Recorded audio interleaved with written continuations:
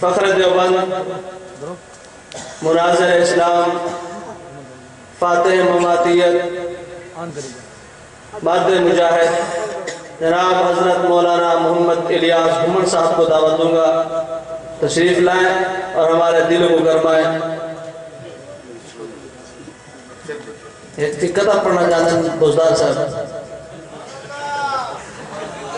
حضور حنفے دی دل دیاس، حنفے دی دل دیاس حضرت الیاس گھمن، حنفے دی دل دیاس حضرت الیاس گھمن، ساری بجھئیے پیاس حضرت الیاس گھمن، منکر حدیث کونتے منکر حیات کو کیتے بہوں اداس حضرت الیاس گھمن، منکر حدیث کونتے منکر حیات کو کیتے بہوں اداس حضرت الیاس گھمن زندہ باد۔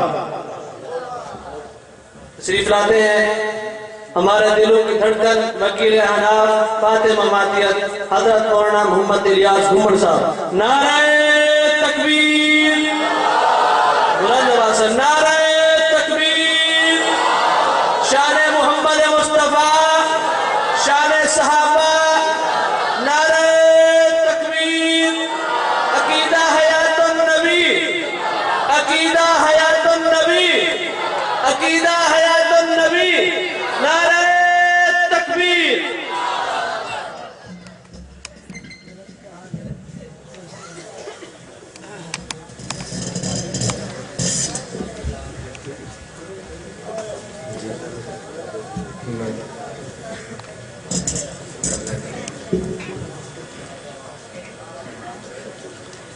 الحمد لله نحمده ونستعينه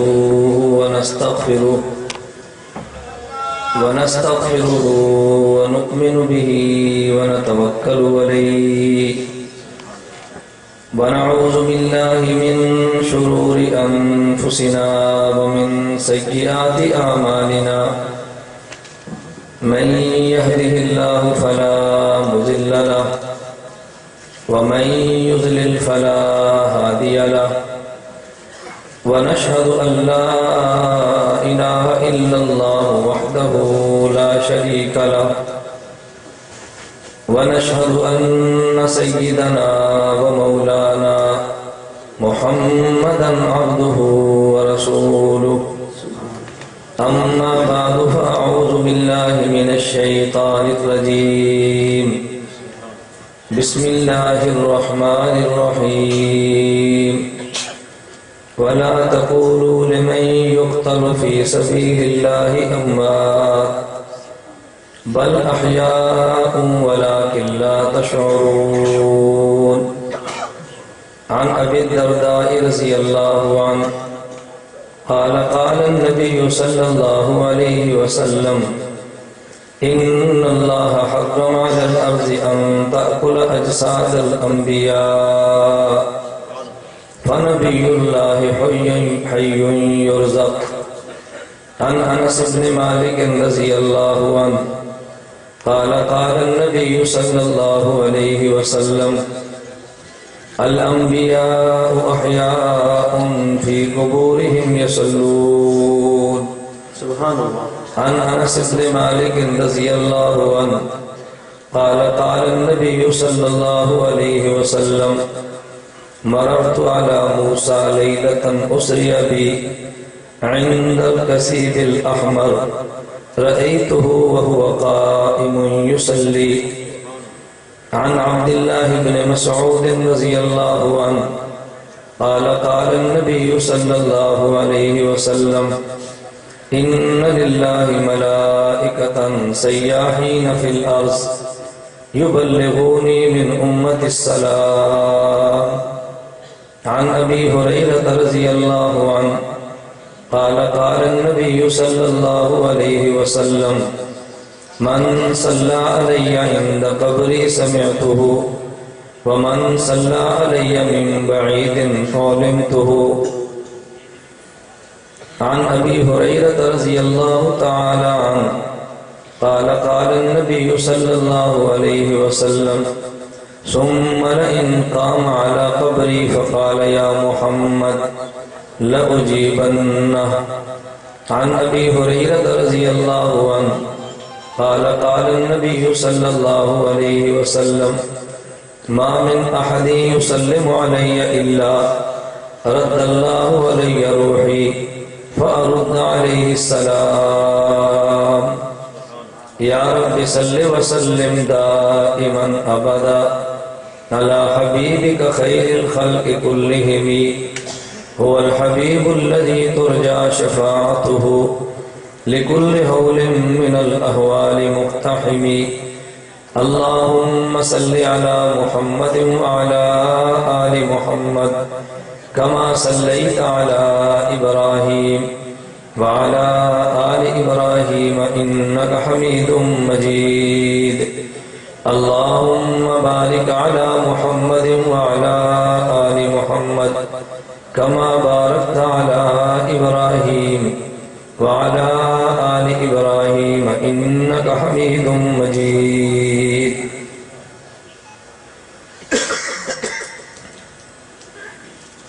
اے رسول امی خاتم المرسلین، اے رسول امی خاتم المرسلین، تجھ سا کوئی نہیں، تجھ سا کوئی نہیں، ہے عقیدہ یہ اپنا بصدق و یقین، تجھ سا کوئی نہیں، تجھ سا کوئی نہیں.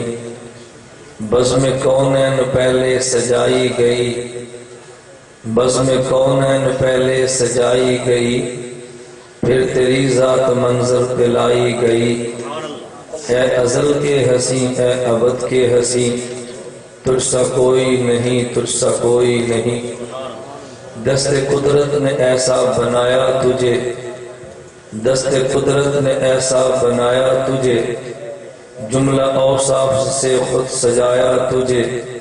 اے سید الاولین سید الآخرین، تجھ سا کوئی نہیں، تجھ سا کوئی نہیں.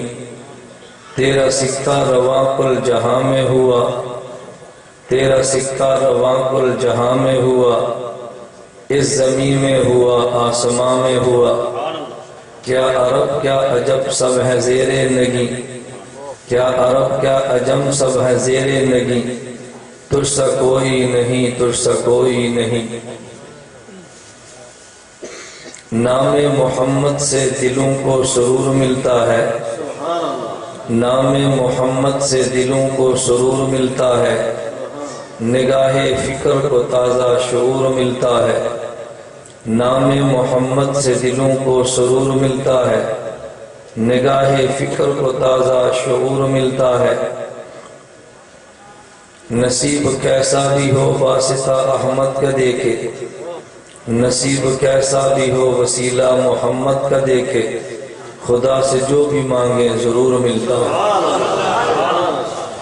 معزز علماء کرام، نہایت واجب الاحترام بزرگوں، مسلک اہل سنت والجماعت سے تعلق رکھنے والے غیور نوجوان دوستوں اور بھائیوں، ہمارا اہل سنت والجماعت احناف دیوبند کا عقیدہ ہے اللہ رب العزت کے کلام مبارک کا مرتبہ سب سے اول ہے، اور اس کے بعد رحمت للعالمین صلی اللہ علیہ وسلم کی حدیث مبارک کا مقام ہے. کائنات میں نہ ہی اللہ کے کلام کا مقابلہ ہے، اور اس کائنات میں نہ ہی حدیث پیغمبر کا مقابلہ ہے. خالق کا کلام خالق والا ہے. مخلوقات میں سے اشرف المخلوقات اور اشرف المخلوقات کے سید کا مقام سادات اور سرداروں والا ہے. ہم اللہ کی ذات کو اگر رب العالمین کہتے ہیں تو اس کے محبوب کو رحمت للعالمین کہتے ہیں. رب العالمین کے کلام میں شان ربوبیت ہے، رحمت للعالمین کے کلام میں شان رحمت ہے. ربوبیت کے کلام کا مقابلہ بھی دنیا میں کوئی نہیں کر سکتا، رحمت للعالمین کے کلام کا بھی دنیا میں کوئی مقابلہ نہیں کر سکتا. جہاں پہ اللہ کا کلام آ جائے وہاں پہ دوسری کوئی رائے نہیں۔ جہاں پہ پیغمبر کا ارشاد اور فرمان آ جائے اس کے مقابلے میں دوسری کوئی رائے نہیں۔ میں آج کی گفتگو ایک نئے طرز پہ اس بنیاد پہ کر رہا ہوں۔ عموماً دھوکہ یہ دیا جاتا ہے کہ اہل احناف یہ پیغمبر کی بات کے مقابلے میں امام کی بات لاتے ہیں۔ عموماً دھوکہ یہ دیا جاتا ہے اہل دیوبند کلام اللہ کے مقابلے میں اکابر کو پیش کرتے ہیں۔ میں عقیدہ حیات النبی صلی اللہ علیہ وسلم کے عنوان پہ آج دو ہی چیزیں آپ کی خدمت میں پیش کروں گا۔ ان میں ایک چیز کا نام کلام رب العالمین ہے اور ان میں دوسری چیز کا نام کلام رحمت للعالمین ہے۔ ایک کا کلام رب العالمین والا اور ایک کا کلام رحمت للعالمین والا۔ میں رب العالمین کا کلام پڑھ کے اس کے عقیدہ حیات النبی پہ دلائل لاؤں گا اور پھر رحمت للعالمین کا کلام پیش کر کے اس پہ ارشادات پیغمبر لاؤں گا۔ اور میں چیلنج اور تحدی کی بات نہیں کرتا، لیکن اتنی بات ضرور کرتا ہوں اگر اس کے مد مقابل قرآن کی آیت ہو تو مجھے پیش کر دے، اگر پیغمبر کی حدیث موجود ہو تو مجھے پیش کر دے۔ عقیدہ حیات النبی صلی اللہ علیہ وسلم کے عنوان پہ ہم نے جتنے اجزاء پیش کیے ہیں، میں آج علماء کی موجودگی میں ان میں ایک ایک جز پہ الگ الگ حدیث لاؤں گا تاکہ پتہ چلے کلام رب العالمین کس کے پاس ہے، کلام رحمت للعالمین کس کے پاس ہے۔ میں بد زبانی نہیں کرتا، میں تجھے گالی گلوچ سے نہیں نوازتا، تیری گالی کے جواب میں دلیل دیتا ہوں، میری دلیل کے مقابلے میں دلیل لا۔ میں نے اس لیے قرآن کی آیت ایک پڑھی ہے، ارشادات پیغمبر میں سے روایات میں نے 8 پڑھی ہے۔ میں نے کسی امام کا قول نہیں پیش کیا، اگرچہ میں اپنے امام کے قول کو دلیل سمجھتا ہوں، اپنے امام کے قول کو حجت سمجھتا ہوں، اپنے امام کے قول کو شریعت سمجھ کے قبول کرتا ہوں، اس لیے کہ میرا امام مجتہد ہے اور مجتہد کی رائے دین ہے۔ یہ بات اللہ کے کلام میں بھی ہے، یہ بات پیغمبر کے ارشاد میں بھی ہے، لیکن آج میں نے گفتگو کا طرز وہ اختیار کیا ہے جو تیرے دیے ہوئے ذوق کے مطابق ہے اور مخالف کے دیے ہوئے ذوق کے مطابق ہے۔ عموماً پروپیگنڈا یہ کیا جاتا ہے، اپنے عقیدے پہ قرآن پیش نہیں کرتے، اپنے عقیدے پہ حدیث پیغمبر پیش نہیں کرتے۔ میں نے قرآن کریم کی ایک آیت پڑھی ہے، ارشادات پیغمبر میں سے 8 احادیث پڑھی ہیں۔ میں ان احادیث کی روشنی میں بات سمجھانے سے قبل بطور تمہید کے ایک بات کہنا چاہتا ہوں۔ آپ میرے دلائل پہ توجہ رکھیں گے، میں انشاءاللہ اپنے دلائل آپ کو سمجھا کے اٹھوں گا اور دلائل کی روشنی میں عقیدہ تیرے دل و دماغ میں اتاروں گا انشاءاللہ۔ اگر ضد اور حسد نہ ہوا، اگر بغض اور کینہ نہ ہوا تو میرا مخالف بھی کہے گا احناف کے وکیل نے وکالت کی ہے اور اپنے دلائل کو تحدی کے ساتھ پیش کیا ہے۔ میں کہتا ہوں ایک طرف قرآن ہے، ایک طرف حدیث ہے۔ پہلے اس بات کو سمجھ لیں قرآن کسے کہتے ہیں، اس بات کو سمجھ حدیث کسے کہتے ہیں۔ اگر قرآن کا معنی ہی نہیں آتا تو قرآن سے استدلال کیسا؟ اگر حدیث کا معنی ہی نہیں آتا تو پھر حدیث سے استدلال کیسا؟ میں کہتا ہوں ایک لفظ قرآن ہے، ایک لفظ حدیث ہے۔ میں جو کہ دیہات کا رہنے والا ایک دیہات کا مولوی ہوں تو میں بات عوام کی سطح کے مطابق کرتا ہوں۔ اتنی آسان بات کروں گا، اتنی آسان لہجے میں دلیل لاؤں گا، اتنے واضح الفاظ میں لاؤں گا۔ اگر ایم اے پاس ہے تو وہ بھی سمجھے گا، اگر ایک دن سکول نہیں گیا تو وہ بھی سمجھے گا۔ اتنی آسان دلیل بیان کروں گا اور وجہ میں اس پیغمبر کا وارث ہوں کہ جو پیغمبر علماء کا بھی نبی ہے، جو پیغمبر غیر علماء کا بھی نبی ہے۔ ہم اس پیغمبر کے وارث ہیں جس پیغمبر کے کے ساتھ ملنے والا وہ بھی آیا ہے جو ایک دن کسی ادارے میں پڑھنے کے لیے نہیں گیا، لیکن آج اسی کے نام سے دنیا میں ادارے چلتے ہیں۔ پیغمبر کی خدمت میں وہ آیا ہے کہ جو رنگ کا کالا ہے اور غلامی کرتا ہے، آج اس کا نام لینے پہ دنیا فخر کرتی ہے۔ تو پیغمبر نے لہجہ وہ دیا ہے جس کو عالم بھی سمجھتا ہے، نبوت نے لہجہ وہ دیا ہے کہ جس کو غیر عالم بھی سمجھتا ہے۔ میں آپ کی عزت نفس کا خیال کرتے ہوئے عالم کے مقابلے میں جاہل نہیں کہہ رہا، عالم کے مقابلے میں غیر عالم کہتا ہوں۔ وجہ یہ ہے اگر ہم ایک ڈاکٹر کو کہہ دیں آپ عالم نہیں ہے، اس کو اعتراض نہیں ہوتا، لیکن آپ یہ بات کہہ دیں عالم نہیں جاہل ہے، تو وہ کہے گا یار میں ڈاکٹر ہوں مجھے تم نے جاہل کہہ دیا، ارے میں انجینئر ہوں مجھے جاہل کہہ دیا۔ ہم نے عالم کے مقابلے میں جاہل کو نہیں لائے، میں عالم کے مقابلے میں غیر عالم لایا ہوں۔ یہ ڈاکٹر ہوگا، میں جاہل تو نہیں کہتا لیکن غیر عالم تو ہے نا۔ انجینئر کو میں جاہل نہیں کہتا لیکن غیر عالم تو ہے نا۔ پی ایچ ڈی کرنے والا جاہل نہیں لیکن غیر عالم تو ہے نا۔ میں دلیل وہ دوں گا عالم بھی سمجھے، دلیل وہ دوں گا وہ غیر عالم بھی سمجھے۔ آپ ذرا توجہ میری طرف رکھنا، میں یہ بات اس لیے کہتا ہوں کہ میری نگاہ پورے مجمع پر ہے۔ بعض وہ بھی آتے ہیں کہ جن سننے کے لیے نہیں آتے، کان میں خسر خسر کے لیے آتے ہیں۔ چلو پورے مجمع میں ایک تو توجہ تو ہٹا لوں نا، وہ سمجھے کہ میں نے اپنا کام پورا کیا ہے۔ کوئی ایک بندہ تو میری محنت سے عقیدہ نہیں سمجھ سکا۔ میں کہتا ہوں ایک لفظ قرآن ہے، ایک لفظ حدیث ہے، میرے الفاظ پہ غور کرنا۔ قرآن کا معنی کیا ہے، حدیث کا معنی کیا ہے، پہلے ان دو کا معنی سمجھنا ہے، پھر تو نے عقیدہ حیات النبی سمجھنا ہے۔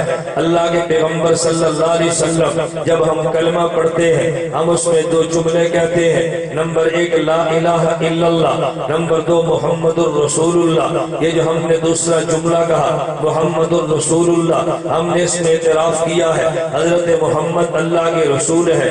رسول عربی زبان کا لفظ ہے، اس کا اپنی زبان میں تو معنی پیغمبر کرے گا۔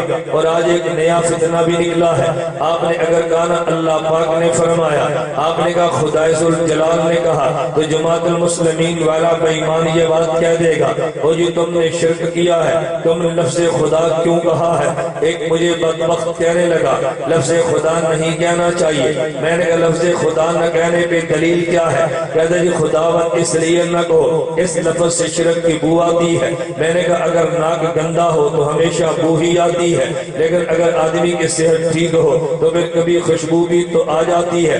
آپ نے سنا ہوگا واقعہ کئی بار سنا ہوگا، کہتے ایک آدمی وہ تھا کہ جو ہمیشہ گٹرز کی صفائی کا کام کرتا، ایک دن یہ ظالم کسی باغ میں چلا گیا، وہاں جا کے بے ہوش ہو گیا۔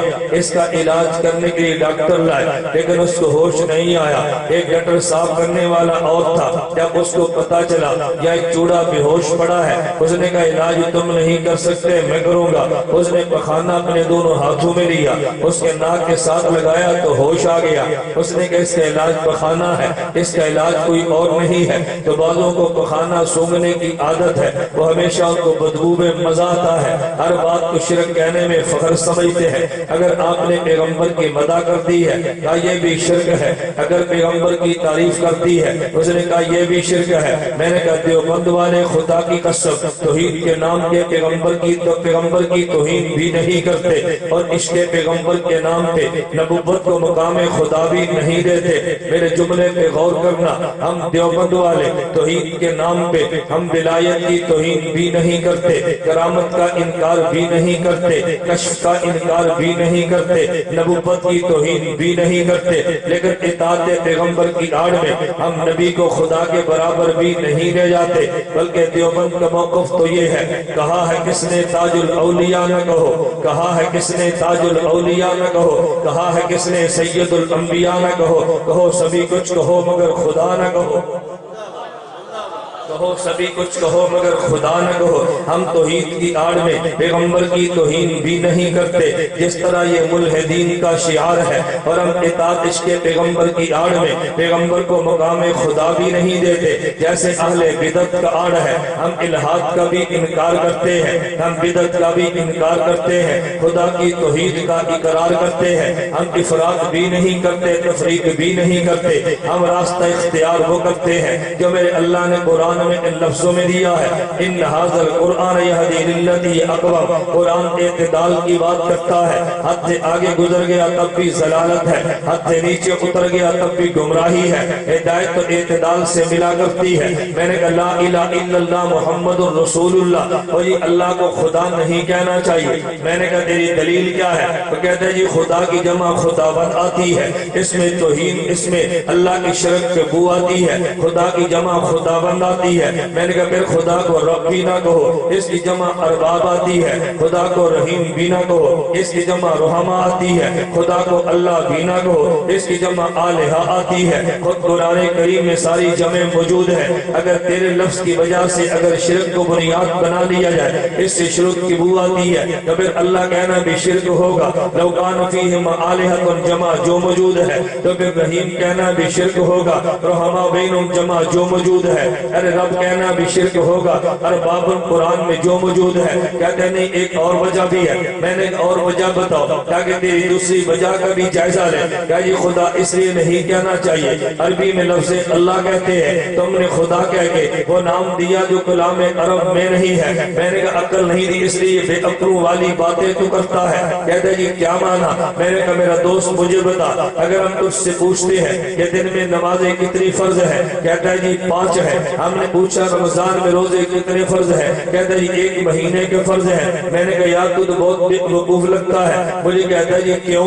میں نے کہا تو نے نماز کہا، ہمیں کہا تھا خدا نہ کہنا، عربی میں اللہ کو خدا نہیں کہتے، تو جو تو نے نماز کہا عربی میں سے صلاۃ کہتے ہیں، نماز نہیں کہتے۔ جسے تو نے روزہ کہا اسے عربی میں صوم کہتے ہیں، روزہ نہیں کہتے۔ اگر صوم کو روزہ اپنی زبان میں کہنا جائز ہے، اگر صلاۃ کو اپنی زبان میں نماز کہنا جائز ہے، تو پھر اللہ کو بھی اپنی زبان میں خدا کہنا جائز ہے۔ ایک لفظ تو کہہ لے تو ایمان ہے، ہم کہہ لے تو شرک بنا ہے۔ میاں والی کے عقیدے میں افتتاح بخاری کے لیے گیا، مجھے وہاں پر حافظ جی کے محترم کہنے لگے کہ مولانا آج تھوڑا سا خیال کر کے بیان کرنا۔ میں نے کہا کیا مطلب؟ کہتے ہیں 70% دوسرے عقیدے کے لوگ ہیں۔ میں نے کہا پھر تو عقیدہ کھول کے بیان کرنا چاہیے تاکہ 70% تو عقیدہ سمجھ آئے کہ جی آپ تھوڑا سا خیال کریں۔ میں نے کہا عقیدہ سمجھا دو، دوبارہ شاید کبھی آئیں جانا ہے۔ کہتا ہے ہم نے راستہ صاف کیا ہے، آپ ذرا خیال کریں۔ میری عادت ہے میں میزبان کا بھی خیال کرتا ہوں۔ میں نے کہا چلیے تمہارا خیال کرتے ہیں، لیکن اگر کہ درمیان میں عقیدہ آ بھی جائے تو آپ نے پریشان نہیں ہونا۔ کہتا ہے آپ یوں سمجھائیں کہ لوگ انکار نہ کریں، مجھے کوئی اعتراض نہیں ہے۔ میں نے پون گھنٹہ افتتاح بخاری پہ بیان کیا، میں نے درمیان کا مسئلہ سمجھ آ گیا، لوگوں نے کہا جی سمجھ آ گیا۔ میں نے کہا خدا تم سب کو مدینہ منورہ لے جائے۔ وہ کہنے لگے آمین۔ میں نے کہا تمہاری برکت سے خدا مجھے بھی لے جائے۔ انہوں نے کہا جی آمین۔ میں نے کہا تمہیں شرم کرنی چاہیے، میں نے کہا تمہیں شرم کرنی چاہیے۔ ان کو بڑا تعجب ہوا، ہمیں شرم کرنی چاہیے۔ میں نے کہا میں نے تمہیں کہا خدا تم سب کو مدینہ لے جائے، تم نے کہا آمین۔ میں نے کہا تمہاری برکت سے مجھے لے جائے، تم نے کہا آمین۔ اگر میں کہہ دیتا اللہ ہم سب کو حضور کے وسیلہ سے لے جائے، تم نے کہنا تھا شرک ہے۔ میں نے کہا تمہاری برکت سے لے جائے، تم نے کہا آمین۔ میں نے کہا بدبختو تمہارا وسیلہ جائز ہے، حضور کا جائز نہیں ہے۔ تمہارا وسیلہ جائز ہے اور پیغمبر کا وسیلہ جائز نہیں ہے، کیسے عجیب لوگ ہو۔ اور توجہ رکھنا، میں سمجھانے کے لیے ایک بات کہتا ہوں، تمہیں کئی لوگ ملیں گے جو کہ یہ محمدی ہے، تم محمدی نہیں ہو، اس کے منہ پہ کہہ دینا تو جھوٹ بولتا ہے، تو محمدی بھی نہیں ہے۔ وہ کہے گا جی میں محمدی نہیں ہوں، تو کہنا بالکل تو جھوٹ بولتا ہے۔ وہ کہے گا جی میں تو محمدی ہوں، پوچھو تو نے اپنا نام محمدی کیوں رکھا ہے؟ کہے گا مجھے محمد پر اعتماد ہے۔ آپ نے کہنا جھوٹ بولتا ہے، اور میں خدا کی قسم اٹھا کے کہتا ہوں اس کے مسلک کا عالم ہوگا، وہ محمد پہ اعتماد نہیں کرتا، تیرے مسلک کا جاہل ہوگا۔ جس قدر تو نماز پہ اعتماد کرتا ہے وہ حضرت محمد پہ نہیں کرتا، جس قدر تو روزے پہ اعتماد کرتا ہے حضرت محمد پہ نہیں کرتا۔ لوگ کہتے ہیں جی کیا مانا؟ توجہ رکھنا، میں کہ تو مطلب یہ ہے اگر ہمارے مسلک کا عام بندہ ان پڑھ ہوگا، وہ خود کو نمازی کہتا ہے، اس سے پوچھو یار جو تو نے نماز پڑھی ہے کیا تو نماز کا وسیلہ دے کر خدا سے مانگ سکتا ہے؟ اس نے کہا جی مانگ سکتا ہو۔ اچھا بتا روزے کا وسیلہ دے کے خدا سے مانگ سکتا ہے؟ کہا جی میں مانگ سکتا ہوں۔ میں نے کہا پھر میرے مسلک کا نمازی، وہ کہتے ہیں جی میں نمازی ہوں، میں نماز کا وسیلہ دے کے خدا سے دعا مانگ سکتا ہوں۔ ارے میں روزے دار ہوں، میں روزے کا وسیلہ دے کے دعا مانگ سکتا ہوں۔ ارے میں نے حج کیا ہے، میں حج کا وسیلہ دے کے مانگ سکتا ہوں۔ اس محمدی سے کہہ دے حضرت محمد کا وسیلہ دے کے خدا سے مانگ، کہتا ہے نا جی شرک ہے۔ میں نے کہا تو کیسا محمدی ہے؟ میرے نمازی کو نماز پر اعتماد ہے، میرے روزے دار کو روزے پر اعتماد ہے، میرے حاجی کو حج پر اعتماد ہے۔ بتانے تجھے محمد پہ اعتماد ہوتا، محمد کا وسیلہ دے لیتا۔ آدمی جس پر اعتماد کرے اس کا وسیلہ بھی دیتا ہے۔ تجھے حضور پہ اعتماد نہیں ہے، تو نے کیسے نام محمدی رکھا؟ میرے مسلک والوں کا حق ہے کہ خود کو نمازی بھی کہے محمدی بھی کہے۔ ہمیں حق ہے نمازی بھی کہے محمدی، یہ تو محمد پر اعتماد کرتا ہی نہیں ہے صلی اللہ علیہ وسلم۔ تو نے کیسے خود کو کہہ دیا کہ میں محمدی ہوں؟ میں یہ بات تمہیں اس لیے سمجھاتا ہوں کہ جب تک یہ عشق پیغمبر زندہ نہ ہو کبھی آدمی عقیدہ نہیں سمجھ سکتا۔ اگر تمہیں میری بات پہ یقین نہ ہے، حضرت مولانا محمد علی جلندری اللہ ان کی قبر پہ کروڑ رحمتیں نازل فرمائے، ان کی سوانح پہ کتاب مولانا اسماعیل شجابادی نے لکھی ہے۔ کتاب کا نام ہے مولانا محمد علی جلندری سانح افکار، صفحہ 319 پہ موجود ہے۔ مولانا محمد علی جلندری کو مولانا غلام اللہ خان نے راول پنڈی تعلیم القرآن بلایا، ہمارے مدرسے میں بیان کے لیے آؤ۔ حضرت نے فرمایا میں تمہارے مدرسے میں نہیں آتا، نہ آنے کی وجہ یہ ہے تم نے مسلک اہل حق کو چھوڑ دیا ہے۔ اگر میں آؤں گا میں عقیدہ حیات النبی بیان کروں گا، لیکن تمہیں بیان کا نفع نہیں ہوگا، کیونکہ عقیدہ حیات النبی سمجھ آتا ہے یا بصیرت سے یا عقیدت سے۔ بصیرت تمہارے اندر نہیں، عقیدت تم نے ختم کر دی ہے۔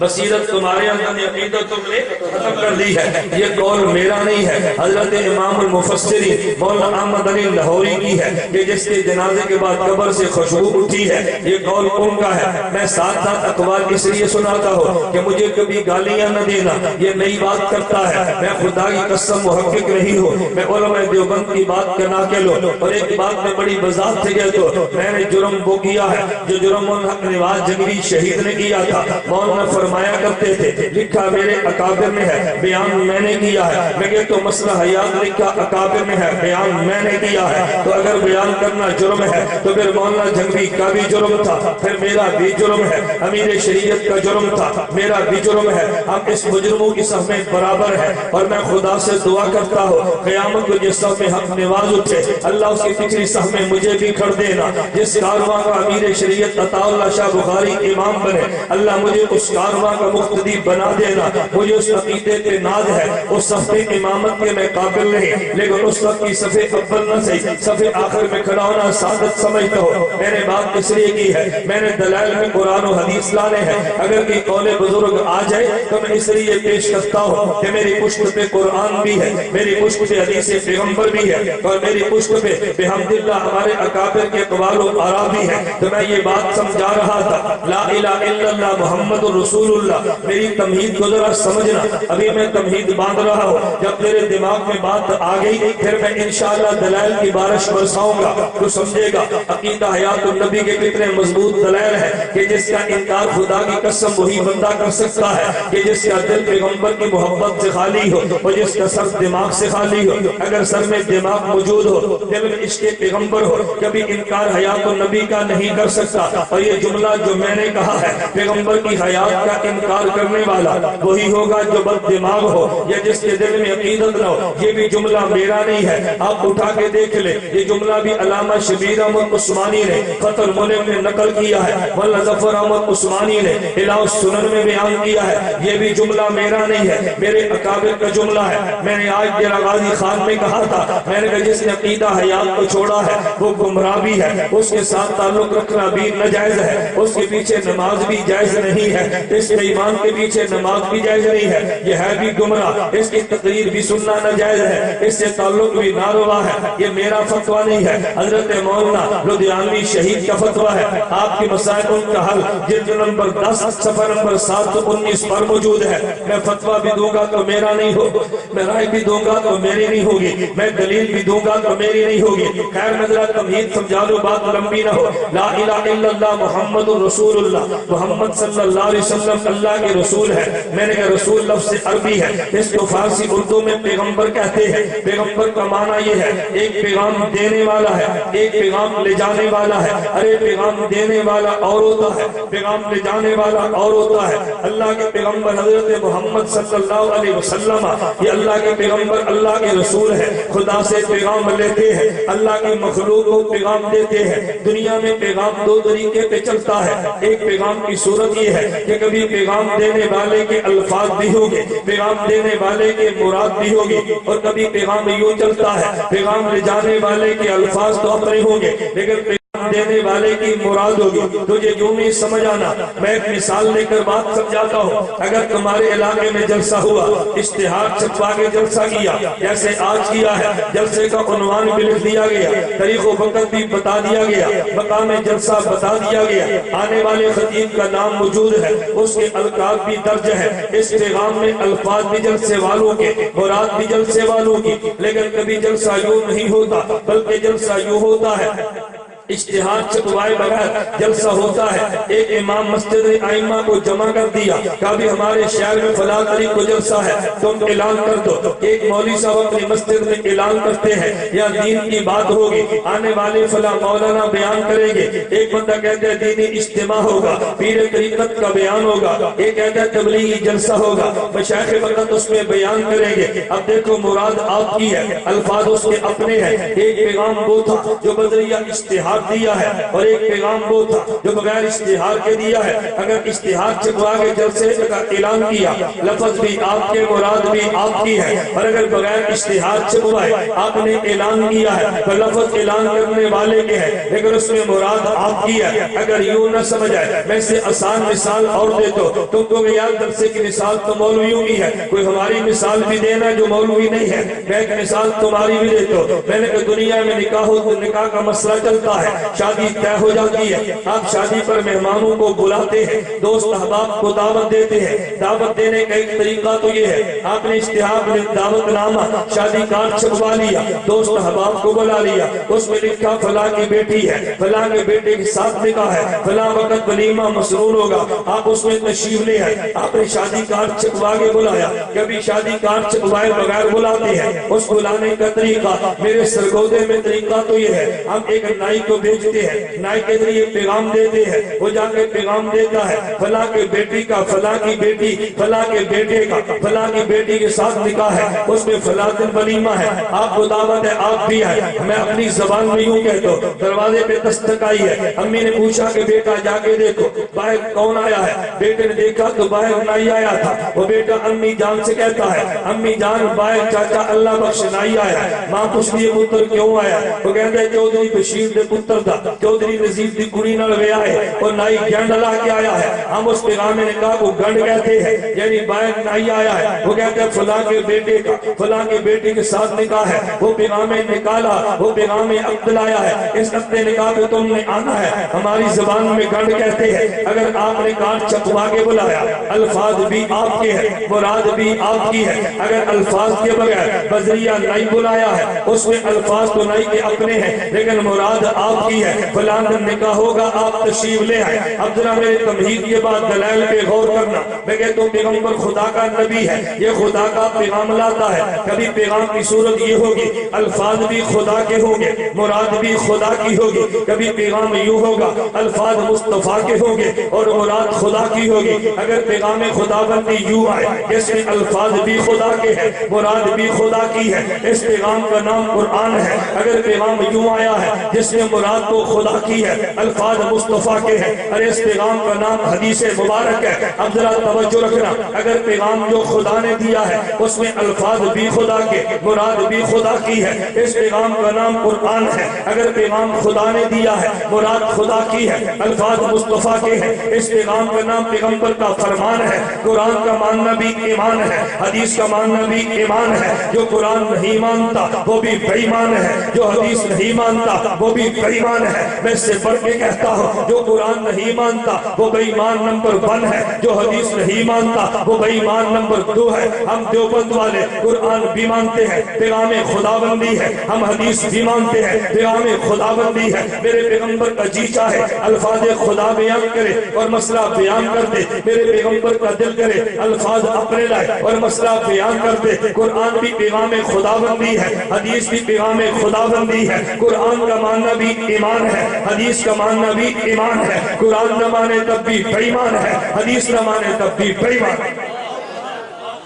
نعرہ تکبیر, شان محمد مصطفیٰ, سر بکف سر بلند, سر بکف سر بلند, جرت مند غیرت مند, نعرہ تکبیر.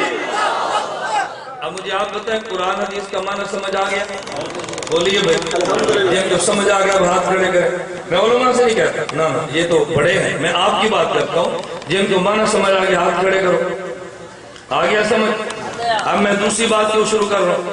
میں نے پہلی بات اس لیے پوچھی کہ نہیں سمجھ آئی پھر بیان کروں, نہیں سمجھ آئی پھر بیان کروں. اتنا خرچہ جو ان حضرات نے کیا ہے کیوں کیا؟ تمہیں مسئلہ سمجھ آئے. یہ کوئی شادی کی دعوت تو نہیں ہے نا, یہ تو مسئلہ ہے, عقیدہ بیان کرنا ہے. میں نے جو کہ عقیدہ سمجھانا ہے, عقیدے پر دلائل بھی دینے ہیں. ایک بات سمجھ آئی تو آگے چلے. میں نے کہا ایک لفظ قرآن ہے, ایک لفظ حدیث ہے, معنی سمجھ آ گیا؟ بولیے نا, معنی سمجھ آ گیا. اب میں پھر کہتا ہوں کہ جس پیغام میں الفاظ بھی خدا کے, مراد بھی خدا کی, اس پیغام کا نام قرآن ہے.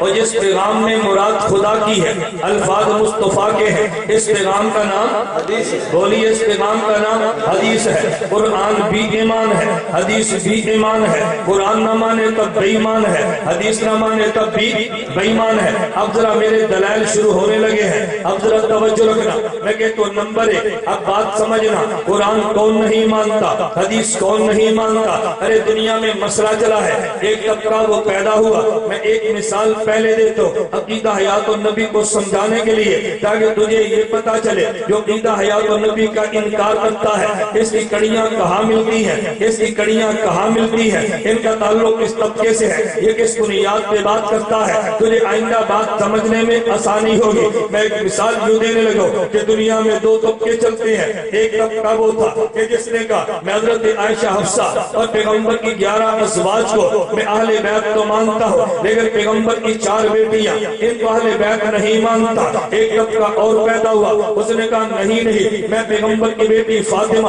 اہل بیت میں مانتا ہوں, پیغمبر کے داماد علی کو حضرت رضی اللہ عنہ میں ان کو پیغمبر کا اہل بیت مانتا ہوں, پیغمبر کے بیٹے حسن حسین کو میں پیغمبر کے اہل بیت مانتا ہوں, لیکن حضرت عائشہ رضی اللہ عنہ, حضرت حفصہ رضی اللہ عنہ میں ان کو اہل بیت نہیں مانتا. توجہ رکھنا. ایک نے یہ کہا میں ازواج پیغمبر کو اہل بیت تو مانتا ہوں, اولاد پیغمبر کو نہیں مانتا. ایک نے کہا اولاد پیغمبر کو اہل بیت مانتا ہوں, لیکن میں ازواج پیغمبر کو اہل بیت نہیں مانتا. ذرا دونوں کی دلیل پہ غور کرنا.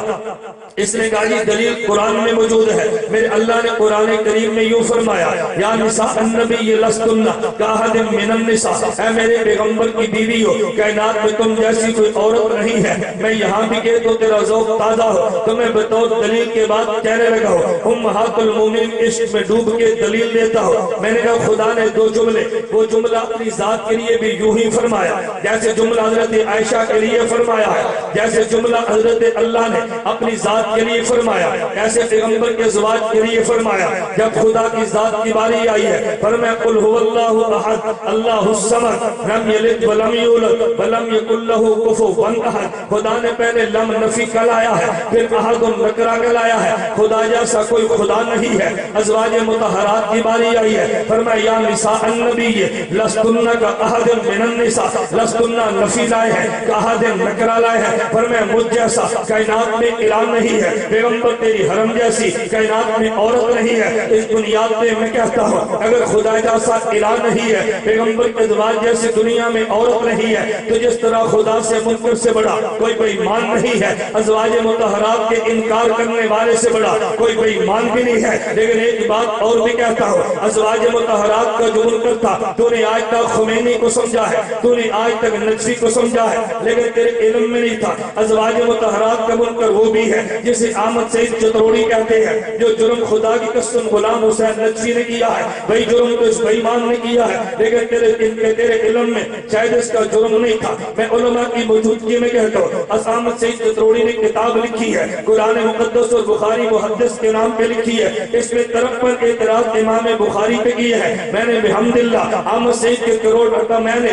احمد سعید کے شہر ککڑ ہٹ ڈاکے میں جا کے جب گرفتار نہیں تھا تب بھی بیان کیا ہے، جب جیل سے آیا ہے تب بھی بیان کیا ہے، جب یہ گجرانوالے تھا میں نے وہاں بھی بیان کیا ہے، ٹودی پوائنٹ میں نے گفتگو کی ہے، اور میں نے کئی مرتبہ کہا ہے، میں آج بھی کہتا ہوں اگر قرآن سعید کا نطفہ یہاں پہ موجود ہو اپنے باپ کو تیار کر لے، اپنی کتاب پہ گفتگو کرا لے، جب تو چاہے گا میں دن کو میرے اللہ نے چاہا اگر دن کو تارے نہ دکھا دو تو کہنا یہ دیوبند کی اولاد میں سے نہیں تھا، اگر اس کا نطفہ اس کو تو تیار کر لے تاکہ تجھے پانی کا پانی اور دودھ کا دودھ الگ نظر تو آئے نا۔ احمد سعید نے 53 اعتراض کی ہے، میں 53 اعتراض کی بات نہیں کرتا، آدمی کو علمی اختلاف تو ہوتا ہے، احمد سعید کو بھی حق حاصل ہے، اختلاف کرے کون منع کرتا ہے۔ احمد سعید نے بخاری کے ایک حدیث پہ اعتراض کیا ہے، کہتے امام بخاری نے کہا اللہ کے پیغمبر کی بیوی حضرت ام المومنین امی عائشہ رضی اللہ عنہ کی عمر 7 سال ہے، پیغمبر سے نکاح ہوا ہے، عمر 9 سال ہے، پیغمبر کے گھر میں بیوی بن کے آئی ہے، کہتے یہ حدیث غلط ہے۔ ہم نے کہا غلط ہونے کی وجہ کیا ہے؟ کہتے ہیں قرآن کریم میں ہے فَانْكِحُوا مَا طَابَ لَكُم مِّنَ النِّسَاءِ، تم نے نکاح ان عورتوں سے کرنا ہے کہ جو نساء کی عمر کو پہنچے۔ اگر تم کہتے ہو 7 سال کی عمر میں نکاح ہوا، اس عمر میں بچی نابالغ ہے، اگر تم نے کہا 9 سال کی عمر میں رخصتی ہوئی، اب یہ تو نابالغ لڑکی ہے، نابالغ لڑکی کو نساء نہیں کہتے۔ قرآن کریم نے کہا فَانْكِحُوا مَا طَابَ لَكُم مِّنَ النِّسَاءِ، شادی اس سے کرو جو نساء بن جائے، اور جب تک یہ بچی ہو نساء نہیں بنتی، جب بالغ ہو جائے تو نساء بنتی ہے۔ بخاری کہتا ہے 9 سال کی عمر میں پیغمبر کے نکاح میں آئے ہیں، ابھی تک نساء نہیں بنی، یہ پیغمبر کے نکاح میں مان لے تو ہم یہ سمجھیں گے پیغمبر نے خدا کے حکم کی خلاف ورزی کی ہے، لہذا ہم یوں کہیں گے کہ پیغمبر نے نکاح تب کیا ہے جب عائشہ کی عمر 18 سال ہے۔ ہم بخاری کی روایت نہیں مانتے۔ میں نے کہا چلیے اعتراض اپنی جگہ پہ، تجھے اشکال کا حق حاصل تھا، اگر تو نے اعتراض بھی غلط کیا ہے، دلیل بھی غلط دی ہے، اس کی وجہ اعتراض سمجھے نہیں سمجھے؟ قرآن کہتے ہیں فَانْكِحُوا مَا طَابَ لَكُم مِّنَ النِّسَاءِ، شادی کس سے کرو جو لڑکی کیا بن جائے؟ نساء، عورت کیا بن جائے؟ نساء۔ اور نساء کب ہوتی ہے؟ جب بالغ ہو جائے۔ بخاری کہتے ہیں امی عائشہ نابالغہ نکاح ہوا تو قرآن کہتے ہیں شادی نساء سے کرو، ابھی نساء ہوئی نہیں تو نکاح کیسے ہوا؟ لہذا حدیث آیت کے خلاف ہے۔ میں نے کہا بدبخت تجھے قرآن پڑھنا بھی نہیں آتا، سمجھنا تو خدا ہے، مراسیوں کی طرح قدر کے اس کو قرآن نہیں کہتے۔ میرے پیغمبر نے فرمایا ہے اقرأ القرآن بالحون العربی، ارے قرآن عربی لہجوں میں پڑھو، قرآن مراسیوں کی طرز میں نہ پڑھو۔ تجھے قرآن پڑھنا بھی نہیں آتا تھا، تو نے قرآن کے سمجھنے کا دعویٰ کیا ہے، میں کہتا ہوں تو نے جھوٹ بولا ہے۔ تم کو جھوٹ کا کیا مانا؟ فرعون نے خواب دیکھی ہے، نجومیوں نے کہا بنی اسرائیل میں جو بھی لڑکا پیدا ہو اسے قتل کر دینا تاکہ بڑا ہو تیری حکومت نہ چھینے۔ تو پھر فرعون نے کام کیا، بنی اسرائیل کا جو بچہ پیدا ہوتا اسے قتل کر دیتا، جو بچی پیدا ہوتی اسے زندہ رکھتا۔ قرآن لفظ کون سے نکل گئی ہے؟ کہتے ہیں سنقتل ابناءہم ونستحیی نساءہم۔ قرآن نے کہا کہ فرعون نے کہا ہم ان کے بیٹوں کو زندہ رکھیں گے، یہ ان کے بیٹوں کو قتل کر دیں گے، جس کو قتل کیا وہ نابالغ ہے، اس کے مقابلے میں جس کو زندہ رکھا وہ بھی نابالغ ہے۔ تو نابالغ لڑکے کو ابنون کہا ہے، نابالغ بیٹی کو نساء کہا ہے، تو قرآن نے نابالغ کو نساء کہا ہے۔ اگر تجھے نہ ملے اعتراض بخاری پہ نہ کرنا، جاہل بخاری نہیں جاہل تو ہے، جاہل بخاری نہیں جاہل تو ہے، بولیے جاہل بخاری نہیں جاہل تو ہے۔ جھوٹ بخاری پہ بولتا ہے، قرآن مقدس اور بخاری محدث پہ کہنے لگا اور جی بخاری قرآن کے خلاف ہے۔ ہم نے کہا دلیل کیا ہے؟ کہتے ہیں امام بخاری کہتا ہے ام المومنین امی عائشہ نے فرمایا رضی اللہ عنہ کہ نبی پاک کے یہودیوں نے جادو کیا تو جادو کا نبی پہ اثر ہو گیا، اور اثر کیسے ہوا؟ امی عائشہ کے لفظوں پہ غور کرنا۔ امی عائشہ فرماتی ہے یخیل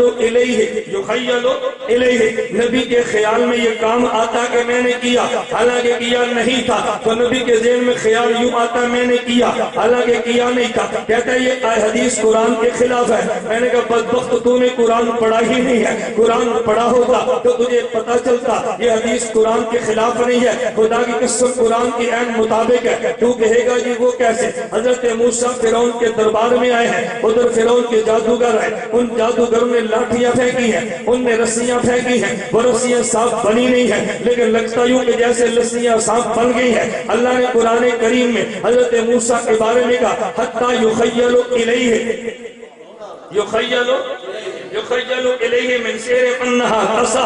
یہ لاٹھیاں بنی نہیں تھی. حضرت موسیٰ کے خیال میں آیا کہ بن گئی ہے، لاٹھیاں بنی نہیں تھی. موسیٰ کے خیال میں کہ بن گئی ہے. امی عائشہ نے فرمایا حضور نے کام کیا نہیں تھا لیکن خیال میں آتا کہ کیا ہے. تو جو لفظ قرآن میں تھے وہی لفظ بخاری میں تھے. یہ بخاری تو قرآن کے مطابق کہتا ہے. بخاری جاہل نہیں، جاہل تو ہے.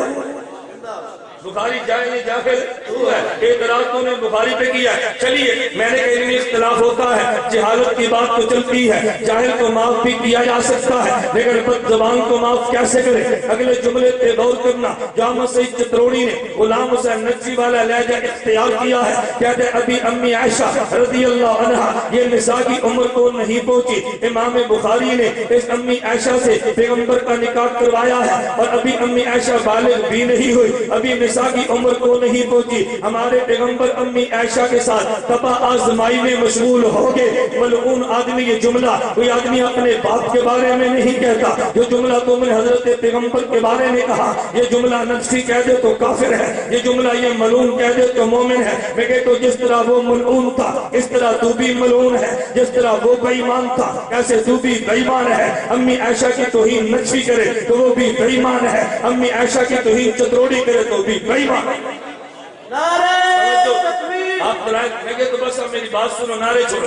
میں جو مسئلہ سمجھانا چاہ رہا تھا میں نے کہا جو ہمیں اعتراض اس جملے پہ غور کرنا. میں نے دلیل یہ دی ہے قرآن کریم نے کہا لستن کأحد من النساء. خدا نے ایک جملہ اپنی ذات کے لیے لایا، اسی طرح کا جملہ ام المومنین کے لیے لایا. اب میں بات کہنے لگو. انہوں نے کہا جی پیغمبر کی بیویاں اہل بیت میں ہے لیکن پیغمبر کی بیٹیاں اہل بیت میں نہیں ہے. اور یہ دلیل کیا ہے؟ کہتے ہیں جس رکوع میں اللہ نے نبی کی بیویوں کا اہل بیت فرمایا ہے انما یرید اللہ لیذھب عنکم الرجس اہل البیت، اوپر عورتوں پیغمبر کی بیویوں کا ذکر ہے. خدا نے پیغمبر کی بیویوں سے کہا کہ تم اہل بیت ہو، میں تمہارے قریب نجاست تو آنے نہیں دوں گا. نبی بھی پاک ہے، پیغمبر کی بیویاں بھی پاک ہے. جو ان کو پاک نہیں مانتا وہی ناپاک ہے. لیکن میں جو بات کہہ رہا ہوں میں کہ تو اس نے کہا میں نبی کی بیٹی کو اہل بیت نہیں مانتا کیونکہ اس آیت میں نبی کی بیٹی کا ذکر تو نہیں ہے. میں کیسے مانوں؟ ایک اور بے ایمان آیا، اس نے کہا جی میں پیغمبر کی بیٹی کو اہل بیت کو مانتا ہوں، پیغمبر کے داماد کو بھی اہل بیت مانتا ہوں، پیغمبر کے نواسوں کو بھی مانتا ہوں، لیکن حضرت امی عائشہ کو نہیں مانتا. ہم نے کہا تیری دلیل کیا ہے؟ کہتے ہیں مسلم میں حدیث موجود ہے، اللہ کے پیغمبر موجود ہیں. نجران کے نصارہ مناظرے کے مباہلے کے لیے آئے. حضرت علی رضی اللہ عنہ نبی نے چادر کے نیچے لیا، حضرت زہرا آئے نبی نے چادر کے نیچے لیا، حضرت حسین آئے نبی نے چادر کے نیچے لیا، حضرت حسن آئے نبوت نے چادر کے نیچے لیا. پھر فرمایا ہؤلاء اہل بیت، ارے علی اہل بیت ہے، میری فاطمہ اہل بیت ہے، حسن و حسین اہل بیت ہے. کہتے ہیں چادر کے نیچے عائشہ تو نہیں ہے رضی اللہ عنہا. اگر یہ اہل بیت ہوتی نبی ان کو چادر کے نیچے لے لیتا. ایک بے ایمان نے کہا میں فاطمہ کو اہل بیت نہیں مانتا. اگر یہ اہل بیت ہوتی اللہ قرآن میں کہہ دیتا. دوسرے نے کہا حضرت عائشہ اہل بیت نہیں ہے، اگر اہل بیت ہوتی نبی حدیث میں کہہ دیتا. میں نے کہا دیوبند کا عقیدہ سن لو، ارے حدیث قرآن بھی اللہ کا پیغام ہے، حدیث پیغمبر بھی اللہ کا پیغام ہے. فرق اتنا تھا قرآن وہ پیغام ہے جس میں الفاظ بھی خدا کے ہیں، مراد بھی خدا کی ہے. حدیث وہ پیغام ہے کہ جس میں مراد خدا کی ہے، الفاظ مصطفیٰ کے ہیں. دیوبند والوں نے کہا پیغمبر کی بیویاں اہل بیت ہے، اللہ کے قرآن کی وجہ سے پیغمبر کی بیویاں اہل بیت ہے، اللہ کے قرآن کی وجہ سے پیغمبر کی بیٹیاں، پیغمبر کے داماد، پیغمبر کے نواسے اہل بیت ہے. میرے پیغمبر کے فرمان کی وجہ سے ہم نے پیغمبر کی بیویاں اہل بیت مانی ہے. قرآن کی وجہ سے یہ بھی پیغام خداوندی ہے، ہم نے نبی کی بیٹیوں کو اہل بیت مانا ہے. پیغمبر کے فرمان کی وجہ سے یہ بھی پیغام خداوندی ہے. اگر پیغمبر کی بیوی کو اہل بیت نہ مانے تب بھی بے ایمان ہے، پیغمبر کی بیٹی اہل بیت نہ مانے تب بھی بے ایمان ہے. پیغمبر کی بیوی کو اہل بیت نہ مانے تو بے ایمان ہے۔ پیغمبر کی بیٹی کو اہل بیت نہ مانے تو بے ایمان ہے۔ بیوی اہل بیت ہے قرآن کی وجہ سے، اور بیٹی اہل بیت ہے پیغمبر کے فرمان کی وجہ سے۔ میں نے تمہید باندھی ہے، اب میں اس تمہید کے بعد اپنے دلائل کو تھوڑا سا سمجھانے لگا۔ میں نے عرض کیا ذرا بات سمجھنا، اب یہ مسئلہ چل رہا ہے، اور ایک طرف پیغمبر کا وجود ہے، ایک طرف پیغمبر کی روح ہے، ایک طرف شہید کا جسم ہے، ایک طرف شہید کی روح ہے۔ جب آپ نے کہنا ہے اور یہ ہم تو شہید کو زندہ مانتے ہیں، اللہ نے قرآن میں جو کہا ہے لا تقولوا لمن يقتل في سبيل الله اموات بل احياء ولكن لا تشعرون، توجہ رکھنا، اور جو اللہ کے راستے میں قتل کر دیے گئے ان کو تم نے زندہ، ان کو زندہ کہنا ہے، ان کو مردہ نہیں کہنا، لیکن تمہیں شعور جو نہیں ہے۔ اللہ نے قرآن کریم میں فرمایا اور یہ شہید زندہ ہے، یہ کہتا ہے میں بھی زندہ مانتا ہوں۔ میں نے کہا کیسے زندہ مانتا ہے؟ کہتا ہے یہ حدیث پیغمبر میں موجود ہے، یہ بھی صحیح مسلم میں موجود ہے۔ حضرت عبداللہ بن مسعود رضی اللہ عنہ فرماتے ہیں ہم نے پیغمبر پاک سے پوچھا لا تحسبن الذین قتلوا فی سبیل اللہ امواتا، یہ جو اللہ نے قرآن میں شہیدوں کے بارے میں کہا ان کو مردہ بھی نہیں کہنا، مردہ گمان بھی نہیں کرنا۔ حضور حدیث آیت کا مطلب کیا ہے؟ اللہ کے پیغمبر نے فرمایا ارواحہم فی جیوف طیر خضر لہا قنادیل معلقۃ بالعرش تسرع من الجنت حیث تشاء، شہید کی روح جنت میں ہے، سبز پرندے کے پیٹ میں ہے، سبز پرندہ خدا کے قندیل میں ہے، قندیل خدا کے عرش کے نیچے ہے، وہ جنت میں جہاں چاہے سیر کرتی ہے۔ ارے ہم زندہ تو مانتے ہیں لیکن بدن کو نہیں مانتے، ہم روح کو زندہ مانتے ہیں، کیونکہ نبی پاک نے بتایا ہے شہید کی روح جنت میں زندہ ہے۔ میں نے کہا تو جسم کو کیوں نہیں مانتے؟ کئی جسم کے بارے میں بتایا جو نہیں ہے۔ میں نے کہا دیوبند کا عقیدہ توجہ سے سن لے، ایک اللہ کا قرآن ہے، ایک پیغمبر کا فرمان ہے، یہ میدان جنگ میں نکلا تھا، یہ تنہا جسم نہیں نکلا تھا، تنہا روح بھی نہیں گئی تھی، میدان جنگ میں گیا ہے تو جسم نظر آتا ہے، جسم کے اندر روح بھی موجود ہے، ایک ایک عضو میں ہے، ایک ایک انگ میں ہے، جہاں سے روح نکل جائے وہ جسم مردہ بن جاتا ہے۔ ارے بدن بھی گیا ہے اور یہ روح بھی گئی ہے، یہ دونوں چل رہے تھے۔ اسی بات کو سمجھانے کے لیے حضرت امام المحدثین حجت اللہ فی الارض حضرت شیخ حضرت شاہ علامہ انور شاہ کشمیری یوں مثال لے کے بات سمجھایا کرتے تھے۔ علامہ انور شاہ کشمیری نے کہا اگر یہ دونوں گناہ کرتے ہیں عذاب جسم و روح دونوں کو ملتا ہے، اگر دونوں نیکیاں کرتے ہیں تو راحت جسم و روح دونوں کو ملتی ہے۔ شاہ جی سمجھانے کے لیے یوں کہتے ہیں کہ بدن کو سواری کہتے ہیں اور روح کو سوار کہتے ہیں۔ اس کی مثال یوں دیتے کہ جیسے چوری کرنے کے لیے ایک جانے والا اندھا ہے، ایک جانے والا لنگڑا ہے، یہ دونوں مل کے چوری کرنے لگے ہیں تو اندھا سواری بنا ہے اور لنگڑا سوار بنا ہے، ان دونوں نے چوری کی ہے۔ اگر یہ پکڑے جائیں تو تھانے دار دونوں کو جوتے مارے گا، لنگڑے کو بھی مارے گا، اندھے کو بھی مارے گا۔ لنگڑے اس لیے مارے گا کہ وہ سوار بنا ہے، اندھے کو اس لیے مارے گا کہ وہ سواری بنا ہے۔ اگر یہ اندھا نہ ہوتا تو لنگڑا کیسے جاتا؟ اگر یہ لنگڑا نہ ہوتا اندھا چوری کیسے کرتا؟ یہ دونوں ملے تو چوری ہوئی ہے۔ حضرت شاہ صاحب فرماتے اگر بدن نہ چلتا تو روح سواروں کے کیسے جاتی؟ اگر روح جسم کے اندر نہ ہوتی تو بدن کو کیسے پتا چلتا؟ میں نے کہاں جا کے گناہ کرنا ہے؟ اندھا بتا رہا ہے، بدن چل رہا ہے، ارے روح رہنمائی کر رہی ہے، جسم چل رہا ہے تو سزا بھی دونوں کو ملے گی اور ثواب بھی دونوں کو ملے گا۔ تو جب یہ میدان جنگ میں نکلے ہیں ارے بدن بھی چلا ہے لیکن سواری بن کے چلا ہے اور روح بھی گئی ہے، سوار بن کے گئی ہے، میدان جنگ میں گیا، دشمن کی تلوار ہی تو قتل ہو گیا، ارے دشمن کی تلوار ہی قتل ہو گیا، نیزہ لگا تو قتل ہوا ہے، ارے جب یہ قتل ہو گیا یہ کٹ کے گرا ہے تو کٹنے والا بدن ہے، یہ روح تو نہیں کٹی نا، یہ بدن نظر آ رہا تھا، روح نظر نہیں آ رہی تھی، یہ بدن کٹا پڑا ہے۔ تو مومن نے کہا اللہ جو تیرے راستے میں قتل ہوتا ہے اس کا اعزاز کیا ہے؟ فرمایا لا تقولوا لمن یقتل، یہ جو قتل ہوا ہے، یہ جو کٹا ہے، جسم کے ٹکڑے ہوئے ہیں، جس کو الگ الگ کیا گیا ہے، کہ جس پہ گولی چلی ہے، جس پہ تلوار چلی ہے، جس پہ نیزہ لگا ہے، ارے جس کو ٹینک سے اڑایا گیا ہے، یہ کرنے والا تو جسم تھا، اس کو تم نے مردہ نہیں کہنا، یہ تو زندہ ہے۔ اللہ عجیب بات ہے، ہمیں جو جسم مردہ نظر آ رہا تھا اس کو تو نے زندہ کہا لیکن روح تو نظر آتی ہی نہیں ہے۔ بندے کے ذہن میں سوال آتا تھا اللہ تو نے بدن کو زندہ تو کہہ دیا، ہمیں نہیں سمجھ آیا، ہم نے تب بھی مانا ہے لیکن روح کا کیا بنے گا؟ میرے اللہ نے قرآن میں اعلان کیا ہے وَأَنزَلْنَا إِلَيْكَ الذِّكْرَ لِتُبَيِّنَ لِلنَّاسِ مَا نُزِّلَ إِلَيْهِمْ۔ پیغمبر میں نے قرآن تجھے دیا ہے، آیت کی شرح بھی تو نے کرنی ہے۔ پھر میرے پیغمبر نے شرح یوں کی ہے ارے بدن تو تمہیں نظر آیا ہے، تمہیں نظر اس کی شہادت تمہیں نظر آیا ہے، تمہیں حیات نظر تو نہیں آتی لیکن خدا نے کہہ دیا کہ زندہ ہے اور تم نے پوچھا روح کہاں ہے، تمہیں روح تو نظر نہیں آتی۔ میں پیغمبر یوں کہہ رہا ہوں ارواحهم فی جیوف الطیر خضر، ارے روح وہاں زندہ ہے، بدن یہاں زندہ ہے، روح کے تعلق سے دونوں زندہ ہے۔ میں یوں بات کہہ رہا تھا، بدن بھی زندہ ہے، اس کا ذکر قرآن میں ہے، ارے روح بھی زندہ ہے، اس کا تذکرہ حدیث میں ہے۔ بدن کٹا نظر آ رہا تھا لیکن زندگی سمجھ نہیں آتی تھی، ولیکن لا تشعرون کہا ہے، روح نظر نہیں آئی کہاں چلی گئی ہے۔ پیغمبر نے بتا دیا بدن کٹا ہے، تیرے سامنے پڑا ہے، حضور یہ تو زندہ ہے، ہمیں بتائیں جو اندر روح تھی وہ کہاں ہے؟ فرمایا وہ جنت میں زندہ ہے۔ اب دیوبند کا عقیدہ سننا، ہم نے کہا جسم بھی زندہ ہے اور روح بھی زندہ ہے۔ جسم زندہ ہے اللہ کے قرآن کی وجہ سے، ہم نے روح کو زندہ مانا ہے پیغمبر کے فرمان کی وجہ سے۔ خدا کا قرآن بھی پیغام خداوندی ہے، پیغمبر کا فرمان بھی پیغام خداوندی ہے۔ ہم نے جسم کو زندہ مانا ہے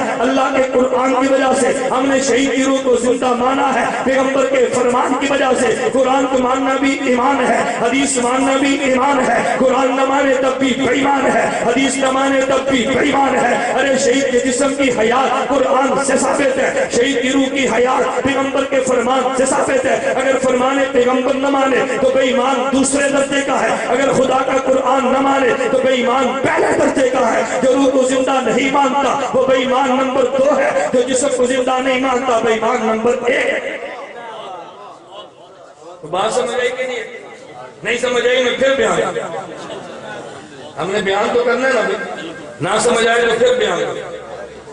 اور میں دیکھ رہا ہوں کہ بعض ایک دو آدمی سو رہے ہیں، ایک دو آدمی سو رہے ہیں۔ میں سمجھاتا ہوں کہ میں آپ کا خطیب نہیں ہوں کہ میرے چہرے پر 12 بج جاؤ، تو وکیل ہے نہیں سمجھے؟ خطیب پریشان ہوتا ہے، وکیل تو پریشان ہے۔ وکیل کا کام پریشانیاں دور کرنے یا مزید پریشان ہونا ہے؟ جو خود پریشان ہوگا وہ دوسروں کی پریشانیاں دور، بولیے نا، دوسروں کی پریشانیاں دور۔ میں نے ایک لطیفہ سنایا تھا، پھر سنا تاکہ آپ سمجھو۔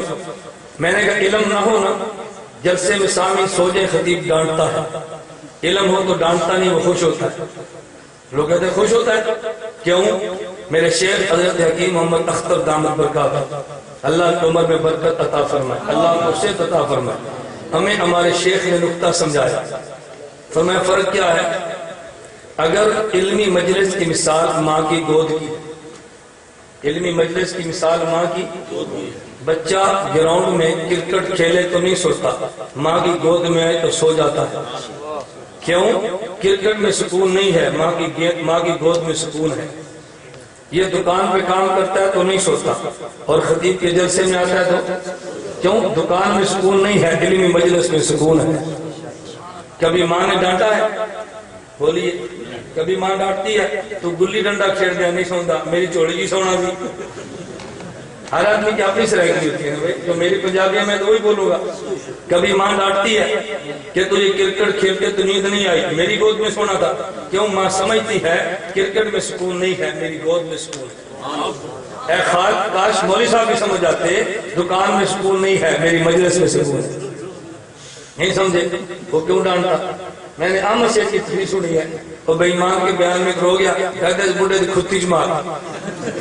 میں نے کہا یہ بھی انپڑھ ہے، ایک انپڑھ ہے، کھتی جماعت، کہتے ہیں اس بڑھے دی کھتی جماعت۔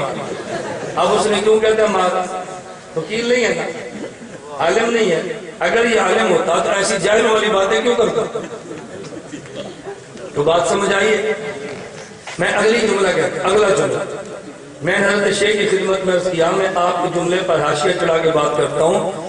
ماں کی گود میں آ کے بیٹا سو جائے، ماں ڈانٹتی تو نہیں ہے، لیکن ماں بیٹے کو جملہ کہتی ہے کہ بیٹا اٹھ جا، دودھ پی لے پھر سو جانا، نہیں کہتی؟ دودھ پی لے۔ ہماری ماں تو نہیں ہے، لیکن ہم رات کے 3 بجے جائیں تو بیگم دودھ ضرور دیتی۔ کیوں؟ ہمارے یہاں بیگم دودھ پلاتی ہے، آپ کیا تو بچوں کو، مائیں شہروں میں بچوں کو مائیں دودھ نہیں پلاتی، بیوی کہاں سے پلائے گی؟ میں کوئی مذاق تو نہیں کرتا، اس لیے میں کہتا ہوں یہ ماحول بنائیں گے نا اپنے بچوں کے لیے تو کل کو آپ کو ملے گا۔ جب یہ ماحول نہیں بننا بچپن میں تو جوانی میں کچھ نہیں ملنا۔ میری بات کو ذرا سمجھے۔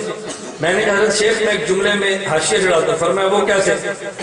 میں نے کہا ماں اس بچے کو ڈانٹتی تو نہیں ہے، لیکن ماں ایک جملہ کہتی ہے کہ بیٹا اٹھ جا، دودھ پی لے پھر۔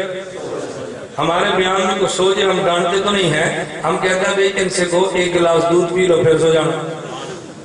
آپ اگر کچھ سوئے تو آپ نے کیا کہنا ہے؟ تھوڑا سا دودھ پی لو بھائی، اور دودھ بھی کھرا، دودھ بھی کھرا، میرے لفظوں پہ غور کرنا، دودھ بھی خالص۔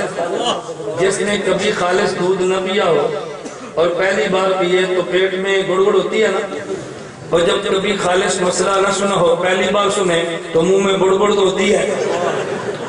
میرے جانے کے بعد اگر کوئی بڑبڑ کرے تو آپ سمجھیں یہ مریض ہے، اس نے پہلی بار خالص دودھ پیا،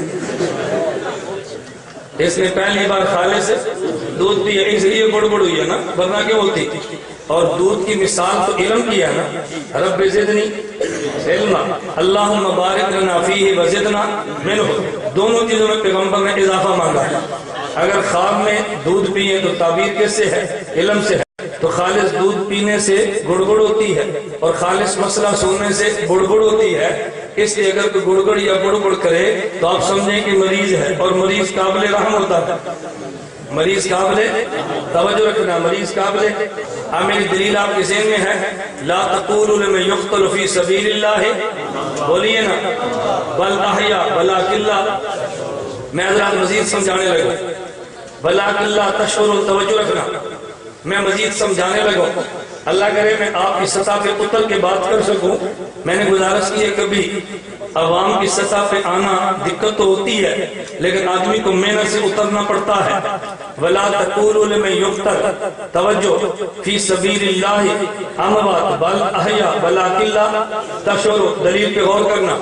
میں نے ایک وجہ کو سمجھا دی، ہم نے شہید کے بدن کو زندہ مانا ہے، وجہ لمن یقتل، فرمایا جو قتل ہوتا ہے تم نے اس کو زندہ کہنا ہے، اور قتل جسم ہوتا ہے، قتل روح نہیں ہوتی۔ اس سے پتہ چلا کہ جسم کو ہم نے زندہ کہنا ہے۔ ذرا دوسری وجہ پہ غور کرنا، فرمایا لا تقولوا لمن یقتل فی سبیل اللہ اموات بل احیا، خدا ایک لفظ لائے ہیں یقتل، اللہ ایک لفظ لائے ہیں احیا، توجہ، لفظ لائے ہیں اموات، پھر فرمایا احیا، پہلے خدا لفظ یقتل لائے ہیں، پھر لفظ اموات لائے ہیں، پھر لفظ احیا لائے ہیں۔ اصل تو مزہ عالم کو آئے گا، لیکن کچھ ذوق ہوگا تو کچھ لذت تجھے بھی آئے گی۔ اصل کا مزہ اسے آتا ہے کہ جس کی شادی ہوتی ہے لیکن ہجڑا نہ ہو تو برات والوں کو بھی لطف آتا ہے۔ نہیں سمجھے؟ تو شادی پر اثر مزہ کیسے آتا ہے؟ بولیے نا، میں کوئی غلط بات کہہ رہا ہوں؟ میں لطیفہ گو قصہ کو مولوی نہیں ہوں، لیکن میں پہلے میں نے کہا تھا نا کہ میں سادہ اتنی بات کہتا ہوں کہ آپ زبان میں بات سمجھیں۔ جب شادی ہو، اصل لطف شادی کا کسی آتا ہے؟ بولی اصل کسی آتا ہے؟ اور اگر ہجڑا نہ ہو، دوسرا نہ ہو تو شادی کے ساتھ چلنے والوں کو لطف تو آتا ہے نا۔ اصل تو میری دلیل پہ مزہ آئے گا علماء کو، لیکن جو عالم نہیں ہے اس کو علماء کی برات میں شرکت کی وجہ سے کچھ لطف تو آئے گا انشاءاللہ، توجہ، کچھ لطف تو آئے گا۔ میں نے قرآن حفظ کیا، میں نے اپنے ابو سے کہا کہ میں نے قرآن حفظ کیا ہے، ہمارے گلوں میں ہاتھ ڈالو نوٹ کا، جیسے بچوں گلوں میں ڈلتے ہیں۔ تو میرے ابا جی فرمانے لگے، پتر اسی مثال، ہمارا پنجابی کی کہاوت ہے، مثال ہے، پنجابی کہتے ہیں کہ میری شادی تو نہیں ہے لیکن میں شادی کے ساتھ گیا ہوں۔ فرمایا کہ ہم نے یہ حفظ تو نہیں کیا لیکن حفاظ تو ہم نے دیکھا ہے، تو یہ ہار ہم نے کبھی نہیں سنے جو تو نے کہے ہیں۔ تو میں یہ کہتا ہوں، ایک ہوتا ہے شادی جس کی ہو، اور ایک ہے جو شادی کے ساتھ چلے۔ اصل تو لطف ہے شادی والے کا، لیکن ساتھ چلنے والوں کو بھی لذت آتی ہے، بشرطے کہ ہجڑا، بشرطے کہ ہجڑا، اب میں یوں کہوں گا بشرطے کہ مردہ، بشرطے کہ پتھری۔ اب پتھر کو تو سکون نہیں آنا، پتھر کو مزہ کہاں سے آئے گا؟ بشرطے کہ پتھر نہ ہو تو اس کو مزہ ضرور آنا ہے۔ توجہ، مجھے کل میرا ایک شاگرد ہے ڈیرہ غازی خان، اس نے مجھے ایک بات کی، صدیق اس کا نام ہے، مجھے کہتا ہے یہ عبدالرحیم نظامی ہے ڈیرہ غازی خان میں، کہتا ہے اچانک ہماری ملاقات ہو گئی تو مجھے وہ کہتا ہے دیکھ میں پتھری ہوں۔ کیا کہتا ہے؟ میں پتھری ہوں۔ تو میرے شاگرد صدیق نے کہا وہ جی آپ پتھری ہیں، پتھروں نہ تو عیب ہے؟ کہتا ہے نا میں پتھری کا مطلب پتھر کی طرح عقیدے میں سخت ہوں۔ میرے شاگرد نے کہا کہ پتھر ٹوٹ جاتا ہے جب اوپر لوہا لگتا ہے، پتھر ٹوٹ جاتا ہے جب لوہا۔ اس نے کہا تو نے کہاں پڑھا ہے؟ اس نے کہا میں مولانا گھمو سے پڑھ گیا۔ اس نے کہا اس پتھر نے ٹوٹنا ہے، شکر ہے تو نے لوہا نہیں کہا پتھر کا۔ میں نے کہا اگر وہ لوہا کہتا تو پھر کہتے آپ بتائیں۔ میں نے کہا تو نے کہنا تھا جب تپش دے تو لوہا پگھل جاتا ہے، جو کہتا جائے گا ہم توڑتے جائیں گے، اس سے فرق نہیں پڑتا. توجہ رکھنا، لا تقولوا لمن يقتل في سبيل الله اموات بل احیاء. فرمایا ایک میں یقتل ہے، اسے اموات نہیں کہنا، اسے احیاء کہنا ہے. توجہ، مفسرین نے لکھا ہے اصل عبارت یوں ہے، لا تقولوا لمن يقتل في سبيل الله هم اموات بل هم احیاء. ایک لفظ یقتل ہے، ایک ہم اموات ہے، ایک لفظ یقتل ہے، ایک لفظ احیاء ہے.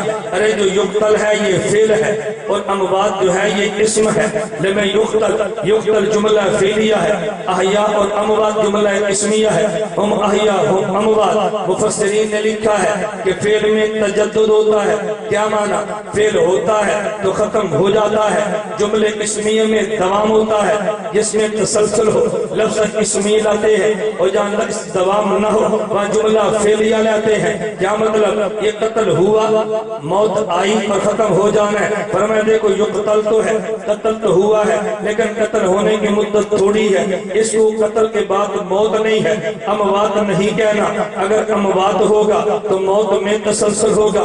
یقتل میں تسلسل نہیں ہے لیکن احیاء میں تسلسل ہے. فرمایا میں یقتل تو ہے، یہ قتل تو ہوا ہے لیکن اموات نہیں ہے. اگر یقتل کے بعد میت ہوتا تو پھر کہتے کہ موت میں دوام ہے. فرمایا نانا یہ یقتل بھی ہے لیکن اموات نہیں احیاء ہے. جب خدا نے یقتل کہا تو پھر فرمایا کہ قتل آیا ہے، ہم اموات کی نفی کی ہے، ہم احیاء کا اثبات کیا ہے. فرمایا اس کے قتل تھوڑی دیر کے لیے ہوا لیکن اس کی موت میں دوام نہیں ہے، موت میں استمرار نہیں ہے بلکہ حیات میں استمرار ہے. جس بدن پہ تھوڑی دیر کے لیے موت آئی ہے اسی بدن کو الگ دوام حیات ملی ہے. اور یہ مسئلہ تو پیغمبر کے بعد، پیغمبر سے پہلے یہ شہید کا تھا. میں ایک جملہ اور کہہ دوں تاکہ اس کے بعد میں اگلی بات کہتا ہوں. خدا نے دوسری آیت میں فرمایا لا تحسبن الذین قتلوا فی سبیل اللہ امواتا.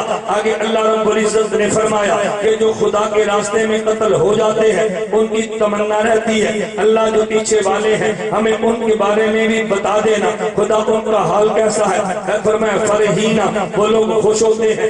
آگے اللہ لفظ استعمال کیا ہے، فرمایا وہ خوش بھی ہوتے ہیں اور استبشار کا لفظ لائے ہیں، ان کو بشارت بھی ملتی ہے. توجہ رکھنا، یہ جو لفظ استبشار ہے یہ لفظ بشرا سے بنا ہے اور بشرا اس کھال کو کہتے ہیں جو بدن کی ہوتی ہے، اس لیے بدن کو بشر کہتے ہیں. بشر کیوں کہتے ہیں؟ اس کے بدن پہ کھال موجود ہے. قرآن کا لباحت للبشر، ارے جہنم کی آگ ہے جو تیری کھال کو اودیڑ کے رکھ دے گی. ارے کھال بدن پہ ہوتی ہے، کھال روح پہ نہیں ہوتی. مفسرین نے لکھا ہے یستبشرون کا لفظ بتاتا ہے کہ بعد والوں کو جو بشارت ملتی ہے بشارت بدن کو ملتی ہے. لفظ بشرا جو موجود ہے، لفظ بشر جو موجود ہے، جس طرح بشر جسد انسانی کو کہتے ہیں تو بشرا جسد انسانی کی کھال کو کہتے ہیں. تو یستبشرون قرآن کہتا ہے یہ بشارت اسے ملتی ہے کہ جس میں بشر بھی ہو، بشارت اسے ملتی ہے کہ جس میں بشرا تن بھی ہو. اور بشرا تن کھال کو کہتے ہیں. یہ لفظ یوں اشارے دے رہا ہے کہ شہید کو جانے کے بعد خوشخبریاں بدن کو ملتی ہیں.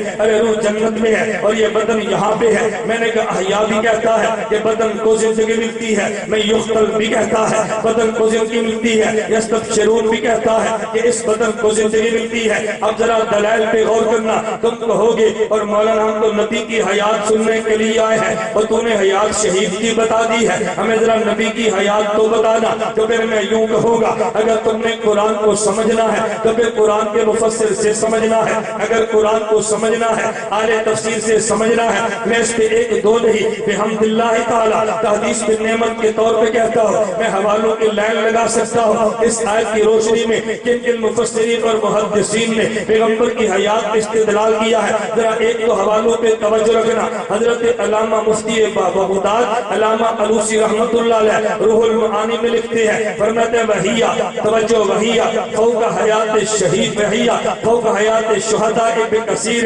وحیات النبینا صلی اللہ علیہ وسلم اکمل من سائر من حیات سائرہ. فرمایا کہ یہ آیت بتا رہی ہے اگرچہ شہید کو حیات ملی ہے لیکن اس سے زیادہ پیغمبر کو ملی ہے کیونکہ شہید کو مقام تو پیغمبر کی وجہ سے ملا ہے. علامہ سبہودی نے وفا والوفا باخبار دار المصطفیٰ میں لکھا ہے بلا شک فی حیاتی صلی اللہ علیہ وسلم بعد وفاتہ وکذالک سائر الانبیاء علیہم السلام احیاء فی قبورہم حیات اکمل من حیات الشہداء التي اخبر اللہ بہا فی کتابہ العزیز۔ فرمایا شہید کو حیات ملی ہے، نبی کو حیات اس سے بڑھ کے ملتی ہے۔ میں کہتا ہوں ہاں علامہ ابن حجر اسقلانی رحمۃ اللہ نے اسی آیت کی روشنی میں فتح الباری شرح بخاری میں لکھا ہے، علامہ حجر بھی کہتا ہے فقط ثبت انہم احیاء من حیث النقل ویکفیہم من حیث النظر کون الشہداء احیاء بنص القرآن والانبیاء افضل من الشہداء۔ ارے نبی شہید سے اعلیٰ ہے تو نبی کو بھی تو شہادت ملی ہے۔ علامہ فراسینی نے عقیدۃ السرافینی کے اندر یہی عقیدہ لکھا ہے، اذا کان ھذا فی الشہداء کان الانبیاء علیہم السلام بذلک حق و اولا۔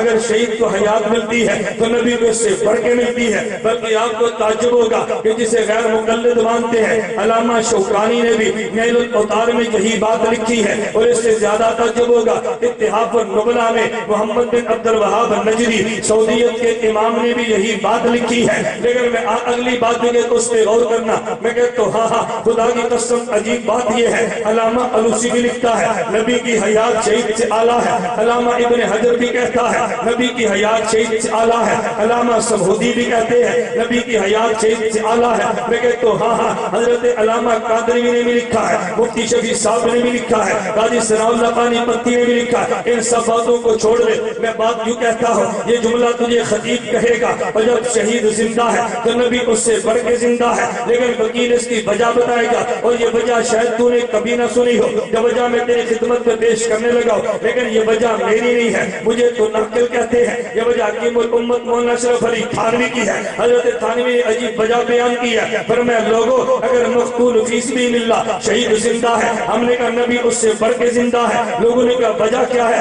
حکیم الامت تھانوی کے جملے پہ غور کرنا، فرمایا ایک طرف شہید ہے، ایک طرف نبی ہے۔ ارے شہید کو مقتول فی اللہ کہتے، شہید کو مقتول فی سبیل اللہ کہتے ہیں، لا تقولوا لمن یقتل فی سبیل اللہ۔ ارے شہید وہ ہوتا ہے جو مقتول فی سبیل اللہ ہو، نبی وہ ہوتا ہے جو مقتول فی اللہ ہو۔ اگر مقتول فی سبیل اللہ زندہ ہے تو مقتول فی اللہ اس سے بڑھ کے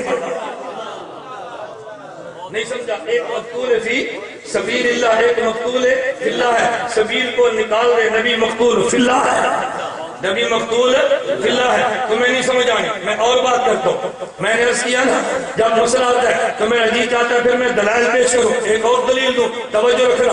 حکیم الامت تھانوی نے کیسے کہہ دیا، میں تیرے مسئلے کی وکالت کرنے لگا ہوں، ذرا دلیل پہ غور کرنا۔ میں نے اس لیے کہا حضرت شیخ احمد علی لاہوری نے فرمایا تھا یہ مسئلہ عقیدت سے سمجھ آتا ہے یا بصیرت سے سمجھ آتا ہے؟ بصیرت تیرے پاس نہیں، عقیدت تو نے ختم کر دی ہے۔ مسئلہ کیسے سمجھ آئے گا؟ ایک مقتول فی اللہ ہے، ایک مقتول فی سبیل اللہ ہے، توجہ رکھنا۔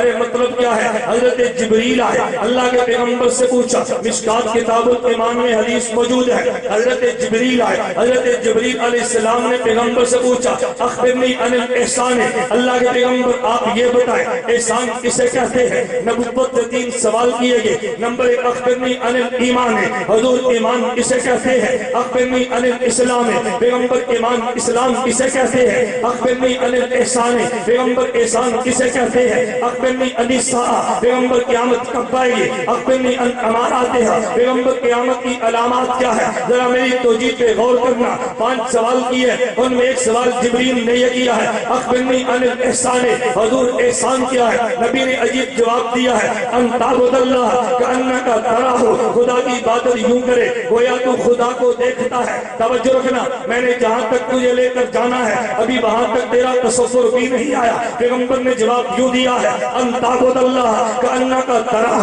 خدا کی عبادت یوں کرنی ہے گویا خدا کو دیکھتا ہے۔ فإن لم تکن تراہ فإنہ یراک، اگر تجھے دیکھنے والا مقام نہیں ملتا پھر یہ عقیدہ تو بنا لے خدا تجھے دیکھتا ہے۔ میں عجیب بات کہنے لگا، میں پہلے جملہ کہا کرتا تھا پھر میں تلاش کرتا تھا خدایا جملہ جو میں کہتا ہوں مجھے کعبے کی کتابوں سے دے دے کہ یہ میری ذاتی رائے نہ بن جائے، تو پھر میں نے اٹھا کے دیکھی ہے حضرت صوفی سرور صاحب دامت برکاتم کی میں نے بخاری کی شرح دیکھی، مجھے بے ہی جملہ ملا، خدا کی قسم میں بتا نہیں سکتا کہ مجھے اس دن کتنی خوشی ہوئی ہے۔ حضرت صوفی صاحب نے بھی لکھا ہے ان تعبد اللہ کأنک تراہ، خدا کی عبادت یوں کر گویا خدا کو تو دیکھتا ہے۔ اگر یہ مقام نہیں ملتا تو پھر فإن لم تراہ فإنہ یراک، عبادت یوں کرنی ہے گویا خدا کو تو دیکھتا ہے۔ ارے ایک مقام ہے خدا کو دیکھنا، ایک مقام ہے خدا کا تجھے دیکھنا، ایک مقام نبوت ہے، ایک مقام امت ہے۔ مقام نبوت کو مقام مشاہدہ کہتے ہیں، مقام نبوت کو مقام مشاہدہ کہتے ہیں، مقام امتی کو مقام غیبوبت کہتے ہیں۔ تجھے اب بھی نہیں سمجھ آ رہا، میں اور نیچے اتر کے بات کہتا ہوں۔ میں کہتا ہوں ہاں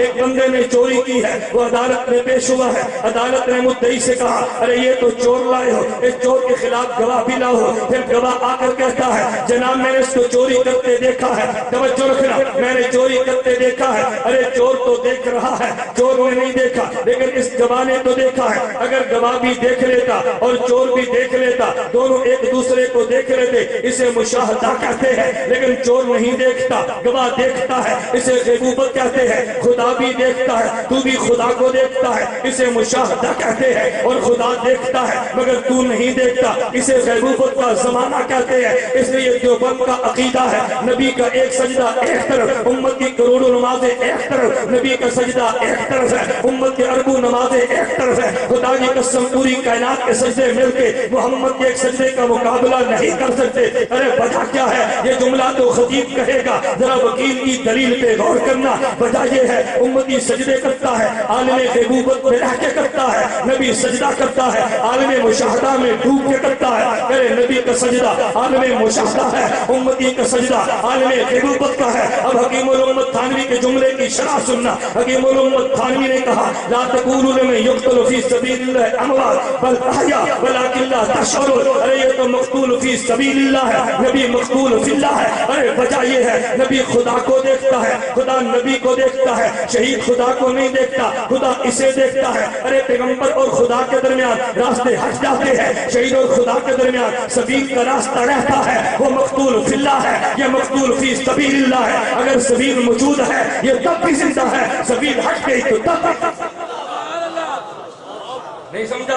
اور میں بڑی شرح صدر کے ساتھ بات کہتا ہوں، اپنے کعبے کی جوتیوں کے صدقے میں کہتا ہوں یہ شرح جو میں نے تجھے پیش کی ہے تو دنیا جہان کی کتابیں اٹھا لے، تجھے نہیں ملنی جب تک تو نے کعبے دیوبند کی جوتیاں سیدھی نہیں کرتی۔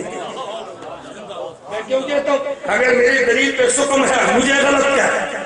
میری دلیل توڑ کے دکھا، میرے کعبے کو نہ گھونکنا، مجھے کیا تیری دلیل غلط ہے؟ میں نے اس لیے کہا، میں علماء سے کئی بار کہتا ہوں، اپنے طلباء سے کہتا ہوں، میں نے بحمداللہ دلائل کی دنیا میں محنت کی ہے۔ میں یوں جان کے سے سٹیج پہ نہیں آ گیا کہ تو سمجھے کہ شاید تیرا خطیب ہوگا، نانا میں تیرے مسلک کی بکارت کرتا ہوں۔ میں نے کہا لا تقولوا لمن يقتل في سبيل الله اموات بل احياء ولكن لا تشعرون۔ ایک اور دلیل پہ غور کرنا۔ ارے کیسے پتا چلا کہ بدن زندہ ہے؟ وہ تو روح کو زندہ کہہ رہا تھا۔ میں نے کہا نا اسے کہنا میں چیلنج کے ساتھ کہتا ہوں، آیت تو بھی پڑھ لے، آیت میں بھی پڑھتا ہوں۔ میرے خدا نے یوں فرمایا لا تقولوا لمن يقتل في سبيل الله اموات بل احياء ولكن لا تشعرون، ولكن لا تعلمون نہیں فرمایا۔ اگر ولكن لا تعلمون کہتا تو دلیل روح کے زندہ ہونے پر تھی، خدا نے لا تشعرون فرمایا، یہ دلیل جسم کے زندہ ہونے پر۔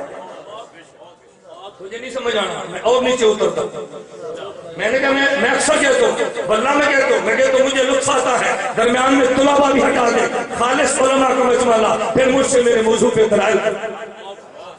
ہمیں اور نیچے اترنا اور اترنا اور اترنا، کیوں یہ نہ کہے کہ مان لو تم نے جگ سک رہا ہے، ہمیں تو بات سمجھ نہیں ہے۔ توجہ رکھنا، میں دلیل دینے لگا، اگر خدا یوں فرماتے ولکن لا تعلمون تو پھر دلیل کیا تھی؟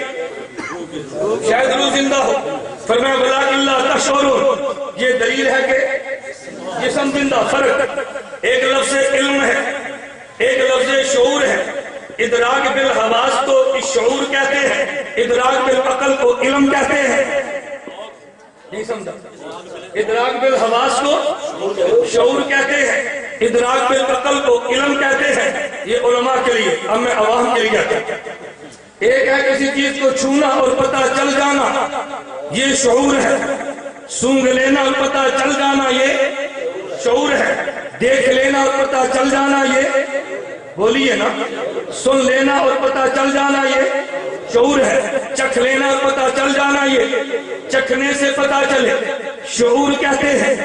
ادراک کا معنی پتہ چلنا، حواس کا معنی حاسے کی جمع ہے، جس سے محسوس کرے، ناک سے محسوس کیا شعور ہے، آنکھ سے محسوس کیا شعور ہے، زبان سے محسوس کیا شعور ہے، تو نے کان سے محسوس کیا شعور ہے، تجھے عقل سے پتہ چلا یہ علم ہے۔ تم کہو گے فرق کہاں سے کیا؟ میں کہتا ہوں یہ فرق میں نے نہیں، خود خدا نے قرآن میں کیا ہے۔ میں نے نہیں، خود فرق قرآن نے کیا ہے۔ میں نے کہا تھا میں آج کی مجلس میں صرف آیات اور احادیث پیش کروں گا، تمہارا یہ الزام تو ٹوٹے نا قرآن نہیں پڑھتے۔ میں نے کہا بحمداللہ پڑھتے بھی ہیں، سمجھتے بھی ہیں، تو قرآن پڑھتا بھی مراسیوں کی طرح ہے اور سمجھتا بھی نہیں ہے، پڑھتا بھی اور سمجھتا بھی نہیں ہے۔ توجہ، پہلا پارہ دوسرا رکوع، اللہ رب العزت نے فرمایا ان کو یہ کہا جائے وَمِنَ النَّاسِ، ان کو کہا جائے وَإِذَا قِيلَ لَهُمْ لَا تُفْسِدُوا فِي الْأَرْضِ قَالُوا إِنَّمَا نَحْنُ مُصْلِحُونَ أَلَا إِنَّهُمْ هُمُ الْمُفْسِدُونَ وَلَكِنْ لَا يَشْعُرُونَ وَإِذَا قِيلَ لَهُمْ آمِنُوا كَمَا آمَنَ النَّاسُ قالوا انؤمن كما آمن السفهاء الا انهم هم السفهاء ولكن لا يعلمون۔ فرق کیا ہے؟ فساد کی باری آئی تو ولكن لا يشعرون، صحابہ کی باری آئی ولكن لا يعلمون، ولكن لا۔ آپ یقین فرمائیں میں معذرت کے ساتھ کہتا ہوں، میں نے کئی بار کہا دفاع صحابہ پہ اسٹیج رہا، دلائل مرشد ہے، دلائل سننا، میں نہ دلائل دوں تو کہنا۔ میں ایک وقت ہفتہ بعد حیدری رحمت اللہ علیہ زندہ تھا، عنوان تھا چاند اور ستارے۔ میں نے کہا میں آج وہ دلائل دوں گا جو تم نے کبھی نہیں سنی۔ پھر میں نے 1 گھنٹہ دلائل دی، میری کیسٹ منگا 1 گھنٹہ ہوا گیا۔ 1 گھنٹہ تو تکلیف نہیں ہوئی، ایک نے اٹھ کے نعرہ لگایا جنگلی کل بھی زندہ تھا جنگلی۔ میں نے کہا مجھے خوشی ہے، ایک نعرہ اور لگا حضور کل بھی زندہ تھے، حضور آج بھی زندہ ہے، حضور کل بھی زندہ تھے، حضور۔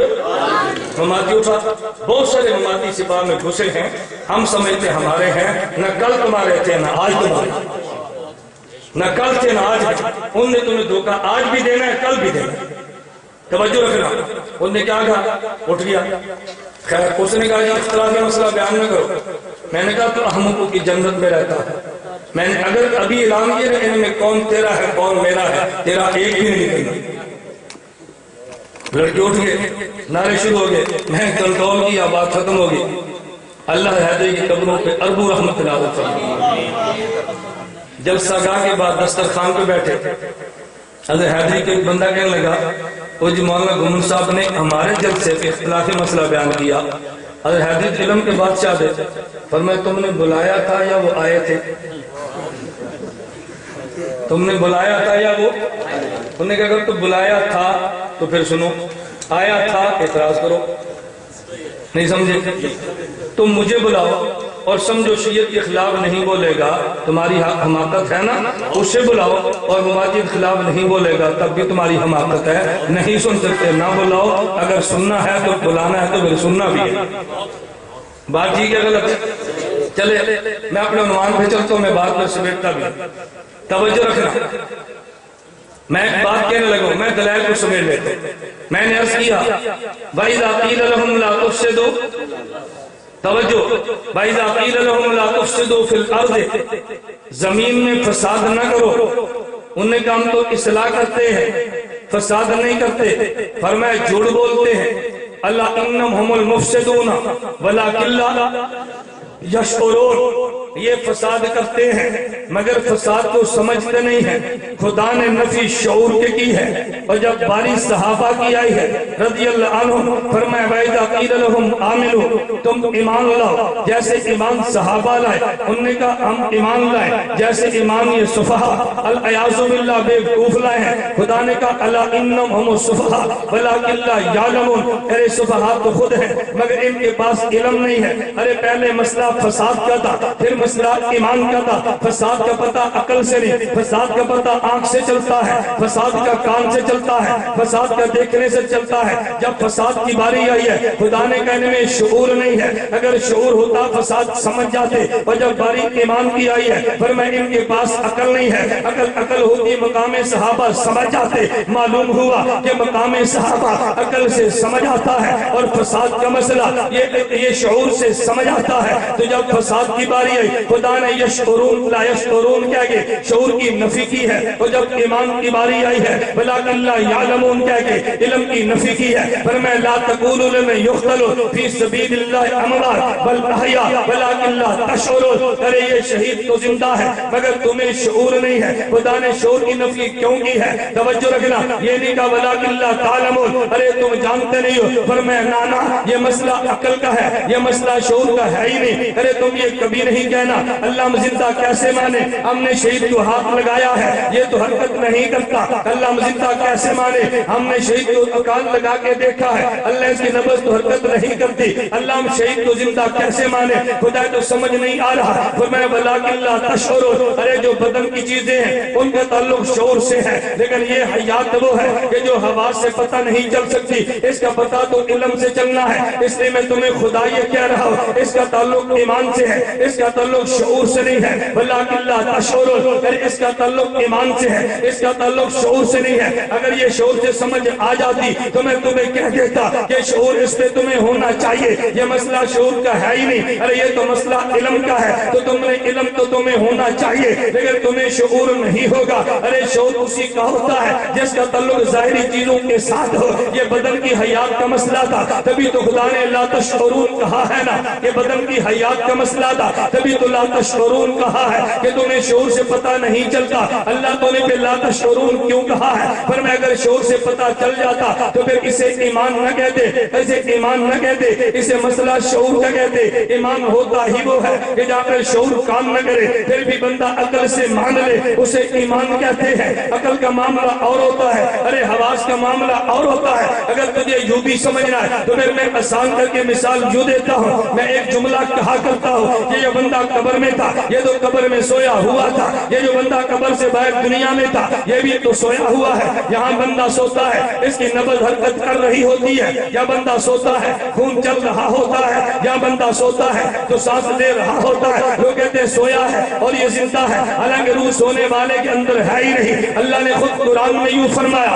اللہ یتوفی الانفس حین موتها والتي لم تمت في منامها فيمسك التي قضى عليها الموت ويرسل الاخرى, کہ جس کو میں نیند دیتا ہوں اس کی روح کو نکال لیتا ہوں لیکن ہے تو تب بھی زندہ نہ. ارے تو نے زندہ کیوں مانا ہے؟ اس کی نبض جو چلتی ہے تو نے زندہ کیوں مانا ہے؟ ارے اس کا خون جو گردش کرتا ہے تو نے زندہ کیوں مانا ہے؟ اس کا سانس جو چل رہا ہے. لیکن یہ جو قبر میں چلا گیا ہے, جب اس کا فرشتوں نے سوال و جواب کر لیا ہے, اس کا حساب ہو گیا ہے. فرشتہ کہتے ہیں نم کنومت العروس, ارے آج تو پہلی رات کی دلہن کی طرح سو جاؤ. یہ جب قبر میں گیا ہے, قبر کے جانے میں کے بعد کہتے ہیں اذا اقعدہ, فرشتوں نے اس کو قبر میں بٹھا دیا ہے. اتاہ ملکان فاقعدہ, اس کو بٹھا دیا ہے. فرشتوں نے پوچھا من ربوں کا, ارے بتا تیرا رب کون ہے؟ من نبیوں کا, بتا تیرا نبی کون ہے؟ ما دینوں کا, بتا تیرا دین کیا ہے؟ اس نے کہا ربی اللہ, میرے خدا کو میرے رب کو میرا خدا کہتے ہیں, میرے نبی کو حضرت محمد کہتے ہیں صلی اللہ علیہ وسلم, میرے دین کو اسلام کہتے ہیں. جب دین سوال کا جواب دیا ہے فینادی منادی من السماء,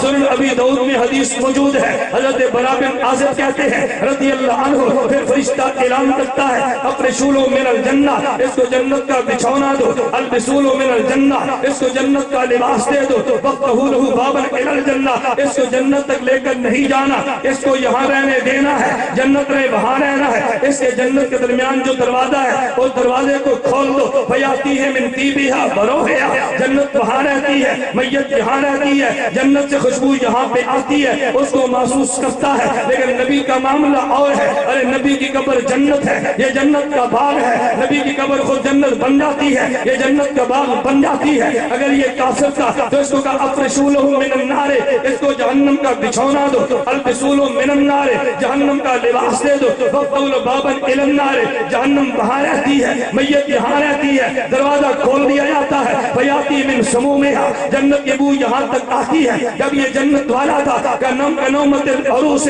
आज सो जा जैसे पहली रात की दुल्हन सोती है। अरे वहाँ काफिर था तो काफिर को भी कहा तू भी सो जा, हत्ता यबअसल मिन मुक़ररदिही ज़ालिका, खुदा तुझे सोने की जगह से उठाएगा। कहते कुरान नहीं जानता, अल्लाह ने कुरान में यूं कहा है या वैलना मम बसना मिन मरक़दिना, क़यामत के दिन काफिर भी कहेगा हमें सोने की जगह से किसने उठाया है। अरे ये कब्र में है तो सोया है, ये कब्र से बाहर है तो सोया है। लेकिन तू कहेगा ये सोने वाला जो कब्र से बाहर है रूह इसकी भी निकल जाती है, ये जो कब्र में सोया है रूह इसकी भी निकल जाती है। ताल्लुक रूह से ये दुनिया में सोने वाला भी जिंदा है, ताल्लुक रूह से ये कब्र में सोने वाला भी जिंदा है। मैं एक बात कहता हूँ, अगर तू बंदा सोया हुआ है और कोई बंदा कह दे और ये सोया नहीं है ये मोया है, तो बंदे ये नहीं कहते तू बेईमान है, बंदा कहता है तू अंधा है। नहीं समझे? तो बंदा सोया हो और कि जी सोया हुआ मरा हुआ है तो लोग क्या कहते हैं? बोलिए अंधा है, देखो सांस ले रहा है, पेट ऊपर नीचे हो रहा है, तो अंधा है कहते हैं कि नहीं? काला एक इसकी नब्ज की आवाज आ रही है तो डो रहा है, बेईमान तो नहीं कहते? बोलिए ना, या बेईमान कहते हैं? क्यों? दुनिया में जो सोया है इसकी हयात ईमान नहीं है, इसकी हयात क्योंकि शऊर से समझ आती है। अगर इनकार कर दे तो कहते हैं अंधा है, और जो कब्र में है वो भी सोया है। सोने वाला ये भी था, सोने वाला वो भी था, इसकी रूह भी वहां है, इसकी रूह भी वहां है। ताल्लुक रूह से ये भी जिंदा है, ताल्लुक रूह से वो भी जिंदा है। इसकी हयात समझ आए शऊर है, उसकी हयात समझ आए ईमान है। इसकी हयात न माने तो अंधा है, उसकी हयात न माने तो बेईमान है, उसकी हयात न माने तो बेईमान है। क्यों? उसका ताल्लुक शोर से नहीं है, वलाकिन ला तशऊरून लाकिन ला तालमून। मैंने कहा ना वक्त कम होता है, मैं फिर दलील देने को जी चाहता। मैं कहता मैं सही बुखारी की हदीस पढ़ता कि यशऊरून और यअलमून में क्या फर्क? ममाती आधी बात पढ़ता है और आधी पी जाता है, आधी पढ़ता है आधी खुतबा सिद्दीक़ अकबर में छेड़ता। मैं खुतबा सिद्दीक़ अकबर को मैंने कई बार कहा था ना, मैंने पिछले जलसे में कहा आज फिर कहता हूं, मैं कहता तुम्हारी फिर हजरत रह गई ना सर। मैंने फिर कहा था, मैं कहता तुम भाई मगरिब का बयान शुरू करो, इशा मौखर करो, मुझे 3 घंटे बोलने दो, और जब मेरे दलाल हूं फिर तुम चिटे दो, फिर 3 घंटे तुम्हारे 6 घंटे लगाने दो। देख मसला हयात दिमाग में कैसे होता, देख मसला हयात दिमाग में आता कैसे। और मैं बड़ी माजरत के साथ कहता हूँ मसला हयात कभी हमें भी नहीं समझ आता, कभी इश्काल पैदा होता है। मैं नाम लेकर बात नहीं करता तो मैं उलझन हो गया, कैसे आदमी की आपने बात कर दी। चलिए मैं बात समेट कर कहता हूँ, ये कब्र में जिंदा है तो सोया, ये कब्र से बाहर जिंदा है तो बोलिए ना सोया। ये जिंदा है या नहीं? कैसे पता चला? आंख से। वो जिंदा है कैसे पता चला? नबी के फरमान से। आंख के इनकार करे तो अंधा है, और नबी के फरमान के इनकार करे तो बेईमान है। ला तक़ूलू लिमन युक़्तलु फ़ी सबीलिल्लाह, बोलिए ना, ला तक़ूलू लिमन युक़्तलु फ़ी सबीलिल्लाह अमवात बल अहया वलाकिन ला तशऊरून। अजीब बात। मैं कहता हूँ कुरान समझो और ममाती को समझो। कुरान ने कहा शहीद का जिस्म, बोलिए शहीद का जिस्म। मैं मसला समझाने लगा। कुरान कहता है शहीद का जिस्म जिंदा, तो दरम्यान में बात रह न जाए, मैं लतीफे के तौर पे कहता हूँ, लेकिन जो हदीस पे इतराज होते हैं ना, इल्मी से ज्यादा ढकोसले होते। मैंने हदीस पढ़ी, बंदा कब्र में है, मोमिन है, जन्नत का बिछौना मिला, जन्नत का ठिकाना मिला। फरिश्ता कहता है नम कनौमतिल उरूस, ऐसे सो जा जैसे पहले रात की, बोलिए ना, पहले रात की दुल्हन। ममाती कहता है क्या पहली रात दुल्हन भी सोती है? मैंने कहा भी सोती है लेकिन कुछ करके, तो मैंने गलत बात की है, नहीं सोती, सोती है लेकिन कुछ करके। तवज्जो, ये भी कब्र में सोया है, कुछ सवाल जवाब हुए हैं ना, ये सोया है, लेकिन फरिश्तों की कार्रवाई मुकम्मल होने के बाद नम कनौमतिल उरूस से अब तू भी सो जा, अब तू भी। मैं कहता हूँ खुदाई कसम, तुम अल्फाज नबूवत की बलागत तो देखो, अल्फाज नबूवत की जरा बलागत समझना। मैंने इसलिए कहा लाहौरी फरमाते ये मसला समझ आता है या बसीरत से या अकीदत से। अकीदत खत्म है, बसीरत है नहीं, कैसे समझ आएगा? توجہ رکھنا، نم کا نومت، پیغمبر نے یہ جملہ کیوں فرمایا صلی اللہ علیہ وسلم؟ یوں بھی تو فرما سکتے تھے نا نم سو جا، یہ کیوں فرمایا کنومت العروس سے کیوں فرمایا؟ توجہ رکھنا، آپ بازار میں چلے ہیں، بازار میں جا رہے ہیں، نامحرم عورت آئی ہے، دیکھنے کو جی چاہے تب بھی نہیں دیکھتا، لوگ کیا کہیں گے؟ توجہ رکھنا، بازار میں یا نامحرم عورت نظر آئی ہے، دیکھنے کو جی چاہتا ہے تب بھی نہیں دیکھتا، لوگ بولیے نا، لوگ دیکھنے کو جی نہ چاہے اور نہ دیکھے گناہ ہی نہیں ہے، دیکھنے کو جی چاہے نہ چاہے اور پھر دیکھے، نہ چاہے اور پھر دیکھے، یہ کون سا گناہ ہے؟ گناہ کیا ہے؟ دیکھنے کو جی چاہے اور نہ دیکھے، دیکھنے کو جی چاہے اور نہ دیکھے۔ اس لیے علماء نے لکھا ہے ہجڑا کبھی ولی کامل نہیں ہوتا، ہجڑے کو کبھی ولایت کاملہ نہیں ملتی۔ حضرت تھانوی نے لکھا ہے، میں بات سمجھا رہا ہوں، بازار میں جا رہا تھا، نامحرم عورت سامنے آئی، دیکھنے کو جی چاہتا ہے مگر نہیں دیکھتا، لوگ کیا کہیں گے؟ لوگ اسی لڑکی سے نکاح ہو جائے، ماں بھی ہے، باپ بھی ہے، پیر کے مرید بھی ہیں، استاذ کے شاگرد بھی ہیں، سارا جہان ہے، وہی بیوی بنی تو کمرے میں ہے، باہر دیکھنے کو جی چاہتا ہے تو نہیں دیکھتا، لوگ اب لوگ یہ نہیں کیا کہیں گے، لوگ شاباش کہیں گے، نم کنومت العروس، نم کنومت، توجہ، نم کنومت، ارے وہ عورت کہ جس کے دیکھنے سے ڈرتا تھا، نگاہ اٹھانے سے گھبراتا تھا، توجہ رکھنا، بلاغ نبوت کو سمجھنا، دیکھنے سے گھبراتا ہے، نگاہ اٹھانے سے گھبراتا ہے، لیکن آج ایسے امن سے اسی کے ساتھ سویا ہے، ماں بھی ہے، والد بھی ہے، بھائی بہنیں بھی ہیں، پورا خاندان بھی ہے، موافق ہے اور مخالف بھی ہے، اسی کے ساتھ اطمینان سے سویا ہے۔ فرمایا جس سے اس کو امن ملتا ہے، قبر کا ڈر بھی تھا، قبر کی گھبراہٹ بھی تھی، قبر کا خوف بھی تھا، لیکن آج سو جا، نم کنومت العروس، جیسے اسے امن ہے آج، اسے امن، جیسے اسے امن ہے آج۔ یہ تو میں ایک بلاغت کا نقطہ کر رہا ہوں نا، نبی نے کیوں فرمایا نم کنومت العروس؟ توجہ رکھنا، میں اس لیے بات کہتے جھجکتا ہوں، خدا کی قسم ہم جنسیت اور بے حیائی کے مادے میں جیتے ہیں، جنسیت اور بے حیائی کے مادے میں پیدا ہوتے ہیں، جنسیت اور بے حیائی کے مادے میں جوان ہوتے ہیں۔ اس لیے جب حدیث میں نبوت کی بلاغت کو بیان کرو، آدمی کے کان اٹھتے ہیں، اور یار مولانا نے کیسی بات کہہ دی ہے، میں کہتا ہوں جنسیت ایک طرف پھینک دے، ذرا پیغمبر کے کلام بلاغت کو سمجھنا۔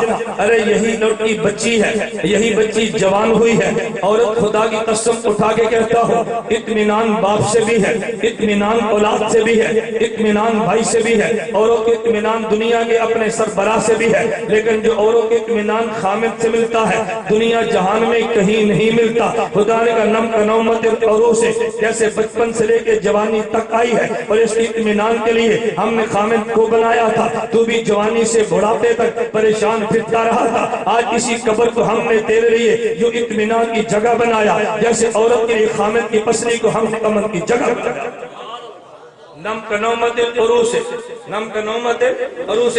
میں نے کہا جنسیت کو چھوڑ دے، ذرا کلام نبوت کو سمجھ تو صحیح نا، مقام فطرت کو سمجھ کہ فطرت کا نبی کیسے بات کرتا ہے۔ حضور ایسے اشارات سے بات سمجھاتے ہیں کہ بڑے بڑے اہل علم بھی جواب دے جاتے ہیں۔ میں نے کہا لا تقولوا لمن يقتل في سبيل الله اموات بل احياء وَلَٰكِن لَا تَشْعُرُونَ۔ چلیے میں آخری بات کہتا ہوں، وَلَٰكِن لَا تَشْعُرُونَ۔ میں نے کہا مماتیت کیا کہتی ہے، قرآن کیا کہتا ہے، دونوں میں کتنا فرق ہے۔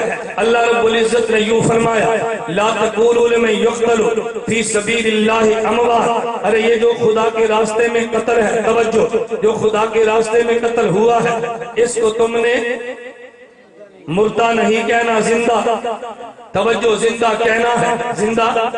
مماتی کہتا ہے نا میں نے زندہ نہیں کہنا، قرآن نے کیا کہا تم نے زندہ، مماتی کہتا ہے میں نے زندہ، قرآن نے کہا وَلَٰكِن لَا تَشْعُرُونَ۔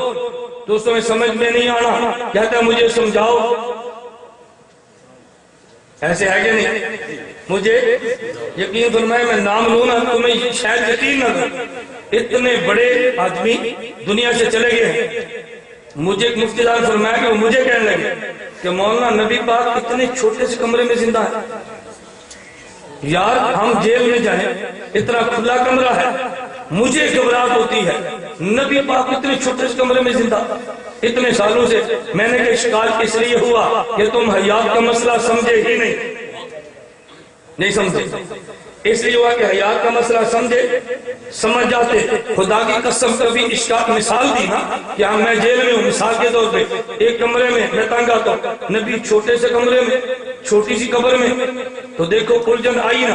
الجھن کیوں آئی؟ بصیرت بھی نہیں, عقیدت بھی نہیں. میں آخری بات کہہ رہا تھا, اللہ نے فرمایا تم نے زندہ کہنا ہے, تمہیں سمجھ نہیں آنا. مماتی کہتے ہیں زندہ نہیں کہنا, مجھے سمجھاؤ. جس بات کا قرآن حکم دے اس کو نہیں ماننا, جسے قرآن روک دے اس پہ بحث کرنی ہے. اسے مماتیت کہتے ہیں. قرآن اور ہے, مماتیت اور ہے. میں آخری بات کہہ رہا ہوں, قرآن اور ہے, مماتیت اور ہے. تیرے ذہن میں سوال آیا ہے تو بہت اچھا, نہیں آیا تو سوال آنا چاہیے کہ مولوی صاحب عجیب بات ہے, ہم آئے تھے حیات النبی سننے کے لیے, تو نے شہید کی حیات پوری تقریر کرتی ہے. ہمیں ایک بات تو بتاؤ نا, کیا قرآن میں ہے کہ نبی قبر میں زندہ ہے؟ تمہیں علماء کہیں گے او جی قرآن میں یہ ہے شہید زندہ ہے. جب شہید زندہ تو نبی بھی زندہ ہے. تو آپ کے ذہن میں سوال آئے گا, نہیں آئے گا تو مماتی ڈالے گا. اور جب یا نبی زندہ ہے, اللہ نے یہ جو فرمایا شہید زندہ ہے, تم نے شہید کی وجہ سے نبی کو کہہ دیا.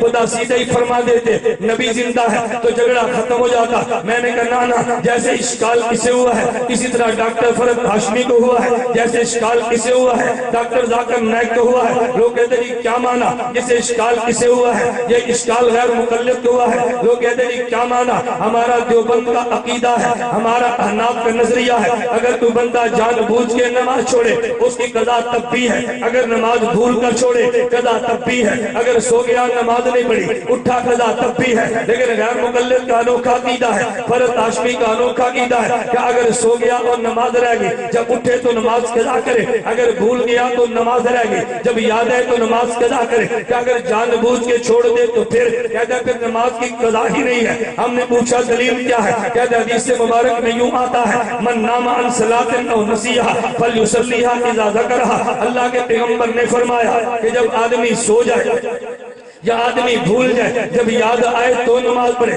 جب اٹھے تو نماز پڑھے. اگر آدمی جان بوجھ کے چھوڑے تب بھی نماز ذمہ ہوتی. تو نبی اس کو بھی بتا دیتے نا, نبی نے بھولنے کا مسئلہ بتایا ہے, نبی نے سو جانے کا بتایا ہے, لیکن پیغمبر نے یہ کیوں نہیں بتایا کہ جان بوجھ کے نماز چھوڑو تو تب بھی نماز پڑھا کرو. میں نے کہا یہی بات تو مماتی کہتا ہے. دونوں کے چینل کیسے ملتے ہیں, دونوں کی جڑیں بالکل ایک ہیں. یہی بات یہ کہتا ہے. تم نے کہا جب شہید زندہ ہے تو پھر نبی زندہ ہے. اللہ یوں ہی فرما دیتے ہیں کہ نبی قبر میں زندہ ہے, یوں کیوں نہیں فرمایا؟ ذرا مثال میری سمجھنا.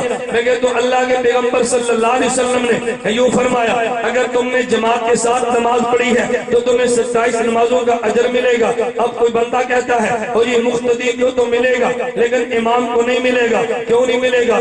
اللہ کے نبی نے امام کے لیے تو نہیں کہا نا, اگر امام جماعت کرائے گا 27 جماعتوں کا اجر ملے گا. یہ تو پیغمبر نے نمازی کے لیے فرمایا, ایک نماز پڑھے گا 27 کا ملے گا. ہم امام کے لیے نہیں مانتے, کیوں نبی نے امام کے لیے فرمایا نہیں ہے. میں نے کہا خدا تجھے عقل عطا کرے, اگر امام نہ ہوتا تو تیری جماعت چلتی کیسے, اگر امام نہ ہوتا تیری جماعت ہوتی کیسے, اگر امام نہ ہوتا تجھے 27 کا اجر ملتا کیسے؟ ارے ظالم, جب تیری نماز سے 27 کا اجر ملتا ہے تو امام کو تو ضرور ملے گا نا. اگر اللہ کے پیغمبر یوں فرما دیتے اگر امام جماعت کے ساتھ نماز کرائے گا امام کو 27 نمازوں کا اجر ملے گا, تو لوگ سوچتے رہتے ارے امام کو تو ملا ہے, مقتدی کو ملے گا یا نہیں ملے گا. پیغمبر نے مقتدی کا مسئلہ سمجھایا, امام کا مسئلہ تو خود سمجھ آ گیا. امام کے بغیر مقتدی بنتا جو نہیں ہے. اگر اللہ کے پیغمبر یوں فرماتے جان بوجھ کے نماز چھوڑی ہے تو جب اس کو جان بوجھ کے نماز چھوڑی ہے یہ بات میں قضا کرے گا. اب لوگ کہتے وہ یہ جان بوجھ کے نماز چھوڑی قضا کرے گا, لیکن بھول کے چھوڑی تو پھر کیسے کرے گا؟ ارے بھول چوک تو معاف ہے, اگر سو گیا نماز رہ گئی نماز کیسے پڑھے گا؟ ارے سونے کی حالت میں تو معاف ہے. میرے پیغمبر نے سمجھایا اگر تو نے بھول کے نماز نماز چھوڑی ہے قضا تب بھی ہے، اگر سو گیا نماز چھوٹی ہے قضا تب بھی ہے۔ ارے جو نماز سو کر چھوٹنے سے بھی معاف نہیں ہے، جو نماز بھول جانے سے بھی معاف نہیں ہے، تو جان بوجھ کے چھوڑے گا تو معافی کیسے ملتی ہے؟ تو جس طرح اللہ کے پیغمبر نے عام نمازی کا اجر بتا دیا، امام کا تو خود آ گیا، امام تو بڑا ہے، چھوٹے کے اجر سے بڑے کی بات سمجھ آتی ہے۔ جہاں پیغمبر نے بھولنے والے کی نماز کا مسئلہ بتا دیا، سو جانے والے کی نماز کا مسئلہ بتا دیا، تو جان بوجھ کر چھوڑ دینے والے کی نماز کا مسئلہ سمجھ آ گیا۔ اگر اللہ قرآن میں بتا دیتے نبی قبر میں زندہ ہے تو لوگ پوچھتے جو نبی تو زندہ ہے، شہید تو چھوٹا ہے، یہ کیسے زندہ؟ خدا نے شہید کی شہادت، شہید کی حیات بتائی ہے۔ جب یہ چھوٹا زندہ ہے تو بڑا جس کے صدقے میں اس کو شہادت ملی ہے وہ بڑا زندہ کیوں نہیں ہے؟ تو اس طرح بھول جانے کی وجہ سے اور سو جانے کی وجہ سے نماز کی قضا ہے، اس سے خود بخود یہ مسئلہ سمجھ آ گیا۔ جان بوجھ کے قضا چھوڑے نماز تب یقیناً قضا ہے۔ ایک مقتدی نماز میں آئے 27 گنا کا اجر ملتا ہے تو امام کو پھر ضرور ملتا ہے۔ تو پیغمبر کے نقش قدم پہ چلنے کی وجہ سے اگر یہ شہید ہوتا ہے اس کو حیات ملتی ہے، تو جس کے نقش قدم پہ چلا اس کو حیات ملی ہے، اس پیغمبر کو پھر حیات ضرور ملتی ہے۔ اس کے سمجھانے سے وہ سمجھ آتا ہے، ان کے بیان میں نہیں سمجھ نہیں آنا۔ اس لیے خدا نے یہ مسئلہ بیان، اس کا مسئلہ بیان مدرسے والے اشتہار چھاپتے ہیں۔ جو طالب علم دورہ حدیث میں آئے گا اس کو فی طالب علم 1000 روپیہ دیں گے۔ 100 طالب علم آگے 1000 جمانہ ملنے۔ اب اس سے کوئی بندہ یہ سمجھے کہ شیخ الحدیث کے 1 روپیہ بھی نہیں دیں گے۔ شیخ الحدیث آئے جی میری تنخواہ مول صاحب کے بھی تیرا نام چھڑا گیا، ہم نے تو کہا تھا کہ طالب علم کو 100,000 روپیہ دیں گے، تو نے کیوں مانگا؟ شیخ الحدیث کو کہنے کی ضرورت ہی نہیں ہے، جب طالب علم کے 1000 ماہانہ ملنا ہے اس کو تو 10 ملنے ہیں۔ جب شہید کو حیات ملنی ہے تو نبی کی حیات کہنے کی ضرورت ہی نہیں ہے۔ اس لیے حضرت لاہوری نے فرمایا یہ مسئلہ سمجھ آتا ہے کیا بصیرت سے یا عقیدت سے؟ خدا مجھے اور آپ کو بصیرت بھی دے، عقیدت بھی دے۔ وآخر دعوانا الحمدللہ۔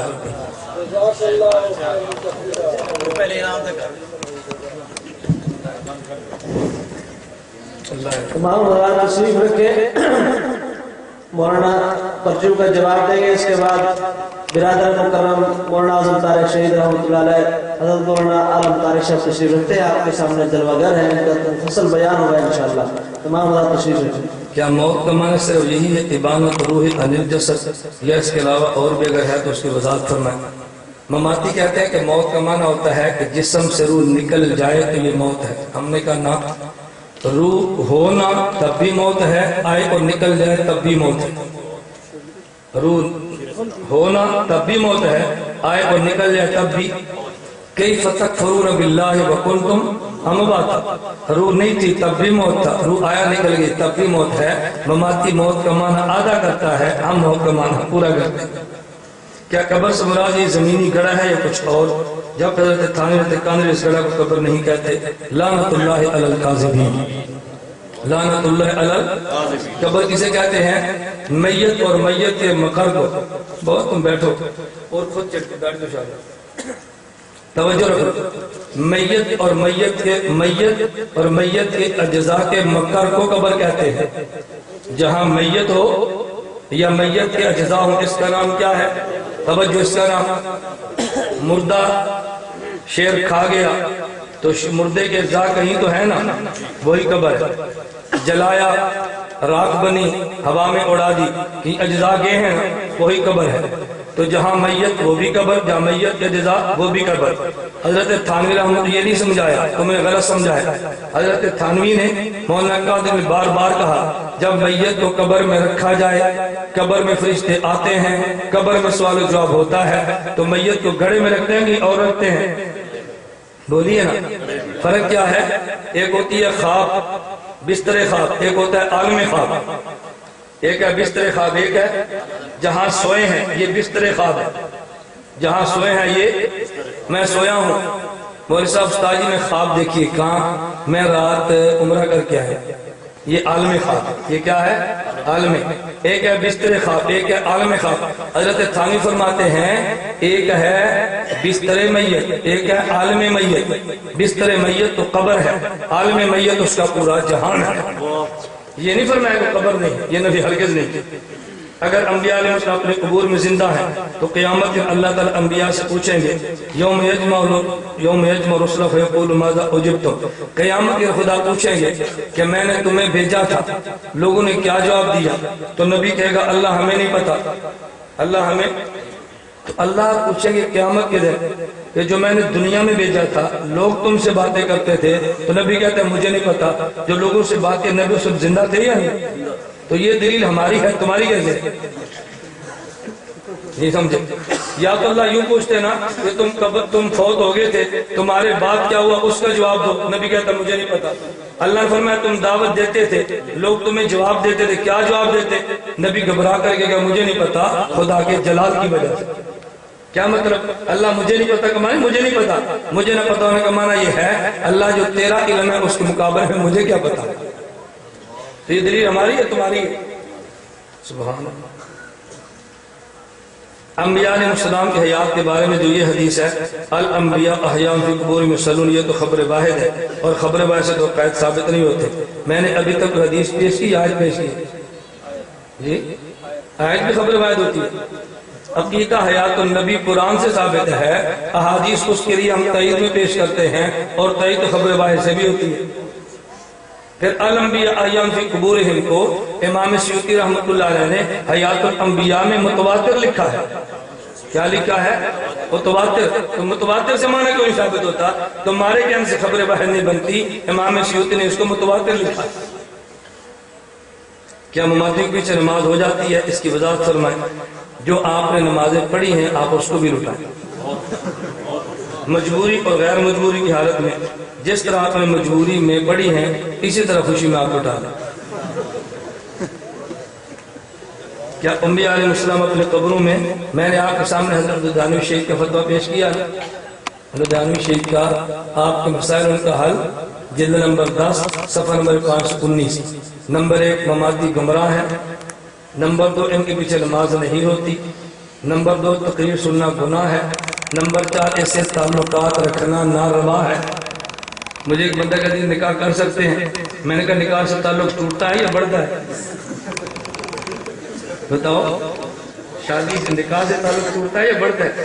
تو جس سے تعلق بڑھتا ہے حضرت فرما کرنا جائز ہے، تم کیا دو جائز ہے۔ اگر انبیاء علیہ السلام اپنی قبروں میں انہی اجسام کے ساتھ زندہ ہیں، اگر ہیں تو معراج کی رات مسجد اقصی میں انہی اجسام کے ساتھ گئے تھے یا اجسام مساریہ کے ساتھ؟ اس کی وضاحت فرمائیں۔ حضرت مولا علی قاری رحمۃ اللہ علیہ نے مقداد شرح مشکات میں لکھا ہے انبیاء علیہ السلام وہاں گئے اور انبیاء نے نماز پڑھی، فرماتا ہے فَإِنَّ حَقِيقَةَ الصَّلَاةِ وَهِيَ الْإِتْيَانُ بالافعال المختلفة انما تكون بالاشباح لا بالارواح۔ وہاں انبیاء نے نمازیں پڑھی، نماز جسم سے ہوتی ہے، روح سے نہیں ہوتی۔ کیسے ہوتی ہے؟ یہ مولا علی قاری حنفیوں کے امام ہیں۔ میں نے شروع میں کہا تھا نا میں اپنی بات نہیں کرتا، میں اکابر کی باتیں نقل کرتا ہوں، مجھے کبھی کچھ نہ کہنا۔ مولانا حق نواز رحمہ اللہ فرماتے میں اپنی بات نہیں کرتا، میں نقل کرتا ہوں، میں بات اپنی نہیں کرتا بلکہ نقل کرتا۔ کہ انبیاء علیہ السلام کی موت اور عالم مردوں کی موت میں کوئی فرق ہے؟ اگر ہے تو واضح کرے، اگر نہیں تو اس کی کیا وجہ ہے؟ عالم امتی ہے اور نبی نبی ہے، جو نبی امتی میں فرق ہے وہ عالم اور نبی کی موت میں فرق ہے۔ عالم سو جائے آنکھ بھی سوتی ہے، دل بھی سوتا ہے، نبی سو جائیں تو دل جاگتا ہے، آنکھ سوتی ہے۔ عالم سو جائے اٹھے گا تو وضو کرے گا، نبی سو جائیں گے تو اٹھ کر وضو نہیں کریں گے۔ عالم اور نبی کی حیات میں بھی فرق ہے اور موت میں بھی فرق ہے۔ کیا رفع دین کرنا یہ اگلی باری سے، آج مماتیاں دی باری، اگلی باری تو آگے انشاءاللہ اگلی باری سے۔ میں نے کہا اصل میں بہت سے لوگ چٹے درمیان میں دیتے ہیں کہ ہماری جان چھوٹے، غیر مقلد خلاف جلسہ کرو بریلوی کی چٹیں آتی ہیں، مماتی خلاف کرو اہل حدیث کی چٹیں آتی ہیں، اہل حدیث نہیں دیتا یہ چٹیں دیتے ہیں کہ ہماری جان۔ میں کہتا ہوں کہ جس کا جلسہ ہے ان کو چلنے دو، اگلی باری پھر صحیح۔ کیا رفع دین کرنا ضروری ہے؟ کیا محمد صلی اللہ علیہ وسلم نے کیا تھا؟ رفع دین نہ کرنا ضروری ہے، اور نبی پاک صلی اللہ علیہ وسلم نے کیا تھا اور پھر چھوڑ دیا۔ جب حضور نے چھوڑ دیا تو تمہیں کو زیادہ کی ضرورت کرنے سے بھئی جس کی نماز ہے اس نے چھوڑ دیا، تم کیا تھا ہم نے نہیں چھوڑ دیا؟ عجیب بات ہے۔ کیا امام کے پیچھے سورۃ الفاتحہ پڑھنا ضروری ہے؟ امام کے پیچھے سورۃ الفاتحہ نہ پڑھنا ضروری ہے، اور یہ نبی پاک صلی اللہ علیہ وسلم نے خود سمجھایا، انما جعل الامام لیؤتم بہ، امام اس لیے ہوتا ہے کہ اس کی اطاعت کرو، اذا کبر فکبروا، امام اللہ اکبر کہے تم اللہ اکبر کہو، وَإِذَا قَرَأَ فَأَنصِتُوا، امام قرآن شروع کرے تم چپ ہو جاؤ، وَإِذَا قَالَ غَيْرِ الْمَغْضُوبِ عَلَيْهِمْ وَلَا الضَّالِّينَ فَقُولُوا آمِينَ، جب وہ غیر المغضوب علیہم ولا الضالین پڑھے تم آمین کہو۔ جو فرق پیغمبر نے بتایا آپ بھی مان لو۔ جب تکبیر کہتے ہیں تو ہر کلام کو ایک مرتبہ کہنا ضروری ہے یا 2 مرتبہ کہنا ضروری ہے؟ کیا محمد صلی اللہ علیہ وسلم نے ایسا کیا تھا؟ ترمذی میں 2 حدیثیں ہیں، ایک حضرت بلال کی، ایک حضرت عبداللہ بن زید کی۔ حضرت بلال رضی اللہ عنہ کی حدیث انس بن مالک فرماتے ہیں، امر بلال ان یشفع الاذان ویؤتر الاقامت، کہ اذان دوری ہے اقامت اکاری ہے۔ حضرت عبداللہ بن زید کی حدیث ہے، کان اذان رسول اللہ صلی اللہ علیہ وسلم شفعان شفعان فی الاذان، کان اذان رسول اللہ صلی اللہ علیہ وسلم شفعان شفعان، اللہ کے پیغمبر کی اذان بھی دوری تھی، کان اذان رسول اللہ صلی اللہ علیہ وسلم شفعان شفعان، پیغمبر کی اذان بھی دوری ہے، بل اقامہ شفعان شفعان، پیغمبر کی اقامت بھی دوری ہے۔ امام ترمذی پہلے حدیث اکاری تکبیر والے لائے، پھر دوری والے لائے، اور امام نووی فرماتے ہیں، حاضی عادت مسلم وغیرہ من ائمۃ الحدیث یذکرون الاحادیث التي يرونها منسوخة ثم يعقبون بالناسخ، محدثین کی عادت ہے پہلے حدیث وہ لاتے ہیں جس پر عمل کا وقت گزر گیا جسے منسوخ کہتے ہیں، اور بعد میں وہ لاتے ہیں جس کا عمل کا وقت شروع ہو گیا جسے ناسخ کہتے ہیں۔ اکاری تکبیر یہ منسوخ ہے اور دوری ناسخ ہے۔ اکاری تکبیر ایسی ہے جیسے لا الہ الا اللہ عیسیٰ روح اللہ، اور دوری تکبیر ایسے ہے جیسے لا الہ الا اللہ محمد الرسول اللہ۔ 8 تراویح پڑھنا جائز ہے یا 20؟ نبی پاک صلی اللہ علیہ وسلم نے 20 تراویح پڑھی ہے۔ تاریخ جرجان حضرت جابر بن عبداللہ رضی اللہ عنہ سے روایت ہے، حضرت عبداللہ بن عباس رضی اللہ عنہما مصنف ابن ابی شیبہ میں روایت ہے، نبی پاک نے 20 تراویح پڑھی ہے۔ کیا میں آپ سے گزارش کرتا ہوں آپ شفقت فرما کے قافلہ حق ہر 3 مہینے بعد رسالہ آتا ہے وہ لگوا لیں۔ آپ کیا آتے ہیں؟ آپ کیا بھی نہیں آتا ہوگا، تم بھی بزرگ ہو۔ قافلہ حق سماعی رسالہ ہمارا آتا ہے، یہ سارے مسائل اس رسالے میں آتے ہیں، وہ منگوا لو۔ ایک مسئلے پر پوسٹر میں نے لکھے ہیں، رفتر کے رفع دین کے دلائل، آہستہ آمین کے دلائل، ناف کے ہاتھ باندھنے کے دلائل۔ اس سے زیادہ حلوے میں آپ کیسے آپ کی خدمت میں پیش کروں؟ آپ وہ پوسٹر منگا لو، کیسٹیں سنو، ویڈیو سیڈیاں میری ایک مسئلے پہ حوالوں کے ساتھ کتابوں کے دلائل ہے وہ منگوا لو، سی ڈی دیکھ لو، کیسٹیں سن لو، پوسٹر پڑھ لو، رسالہ لگوا لو۔ اس سے زیادہ آسان ترتیب تمہیں کیسے سمجھاؤں؟ اللہ توفیق عطا فرمائے۔ تو نبی پاک صلی اللہ علیہ وسلم نے کتنی تراویح پڑھی ہے؟ 20۔ جمعہ کی نماز کے وقت 1 اذان دینا جائز ہے یا 2؟ امام بخاری رحمۃ اللہ فرماتے ہیں کہ اذانیں 2 دینی چاہیے۔ کیوں؟ حضرت عثمان رضی اللہ تعالیٰ نے اذانیں 2 دی تھی۔ حضرت امام بخاری نے صحیح بخاری میں یہ بات نقل کی ہے، ان تاذین الثانیہ یوم الجمعہ ہمارے بھی عثمان حین کثر اہل المسجد، سر پر کپڑا نہ ہو تو نماز جائز ہوتی ہے کہ نہیں؟ امام بخاری فرماتے ہیں کان القوم یسجدون علی الامامۃ والقلنس، صحابہ ٹوپیاں اور پگڑیوں کے ساتھ نمازیں پڑھتے تھے۔ صحابہ والی پڑھنی ہے ٹوپیاں اور پگڑیاں، وہابہ والی پڑھنی ہے تو ننگے سر۔ صحابہ کا عمل یہ ہے، وہابہ کا عمل وہ ہے۔ قبر میں عذاب ہوتا ہے یا نہیں؟ ہمیں نہیں ہوگا انشاءاللہ، تمہیں ہوگا۔ غیر مقلد کے ساتھ نکاح جائز ہے، غیر مقلد سے نکاح کرنا ناجائز ہے، نکاح نہیں کرنا چاہیے۔ اللہ سے بچنے کی توفیق عطا فرمائے۔ میں ایک بات سمجھاتا ہوں، غیر مقلد لڑکی ہو تو نکاح کر لیں، مگر وہ بھی آپ نہیں، ہم جیسے ڈاکٹر کرو، آپ نہیں کریں۔ غیر مقلد لڑکی ہو تو کر لو، لڑکا ہو تو نہیں کرنا۔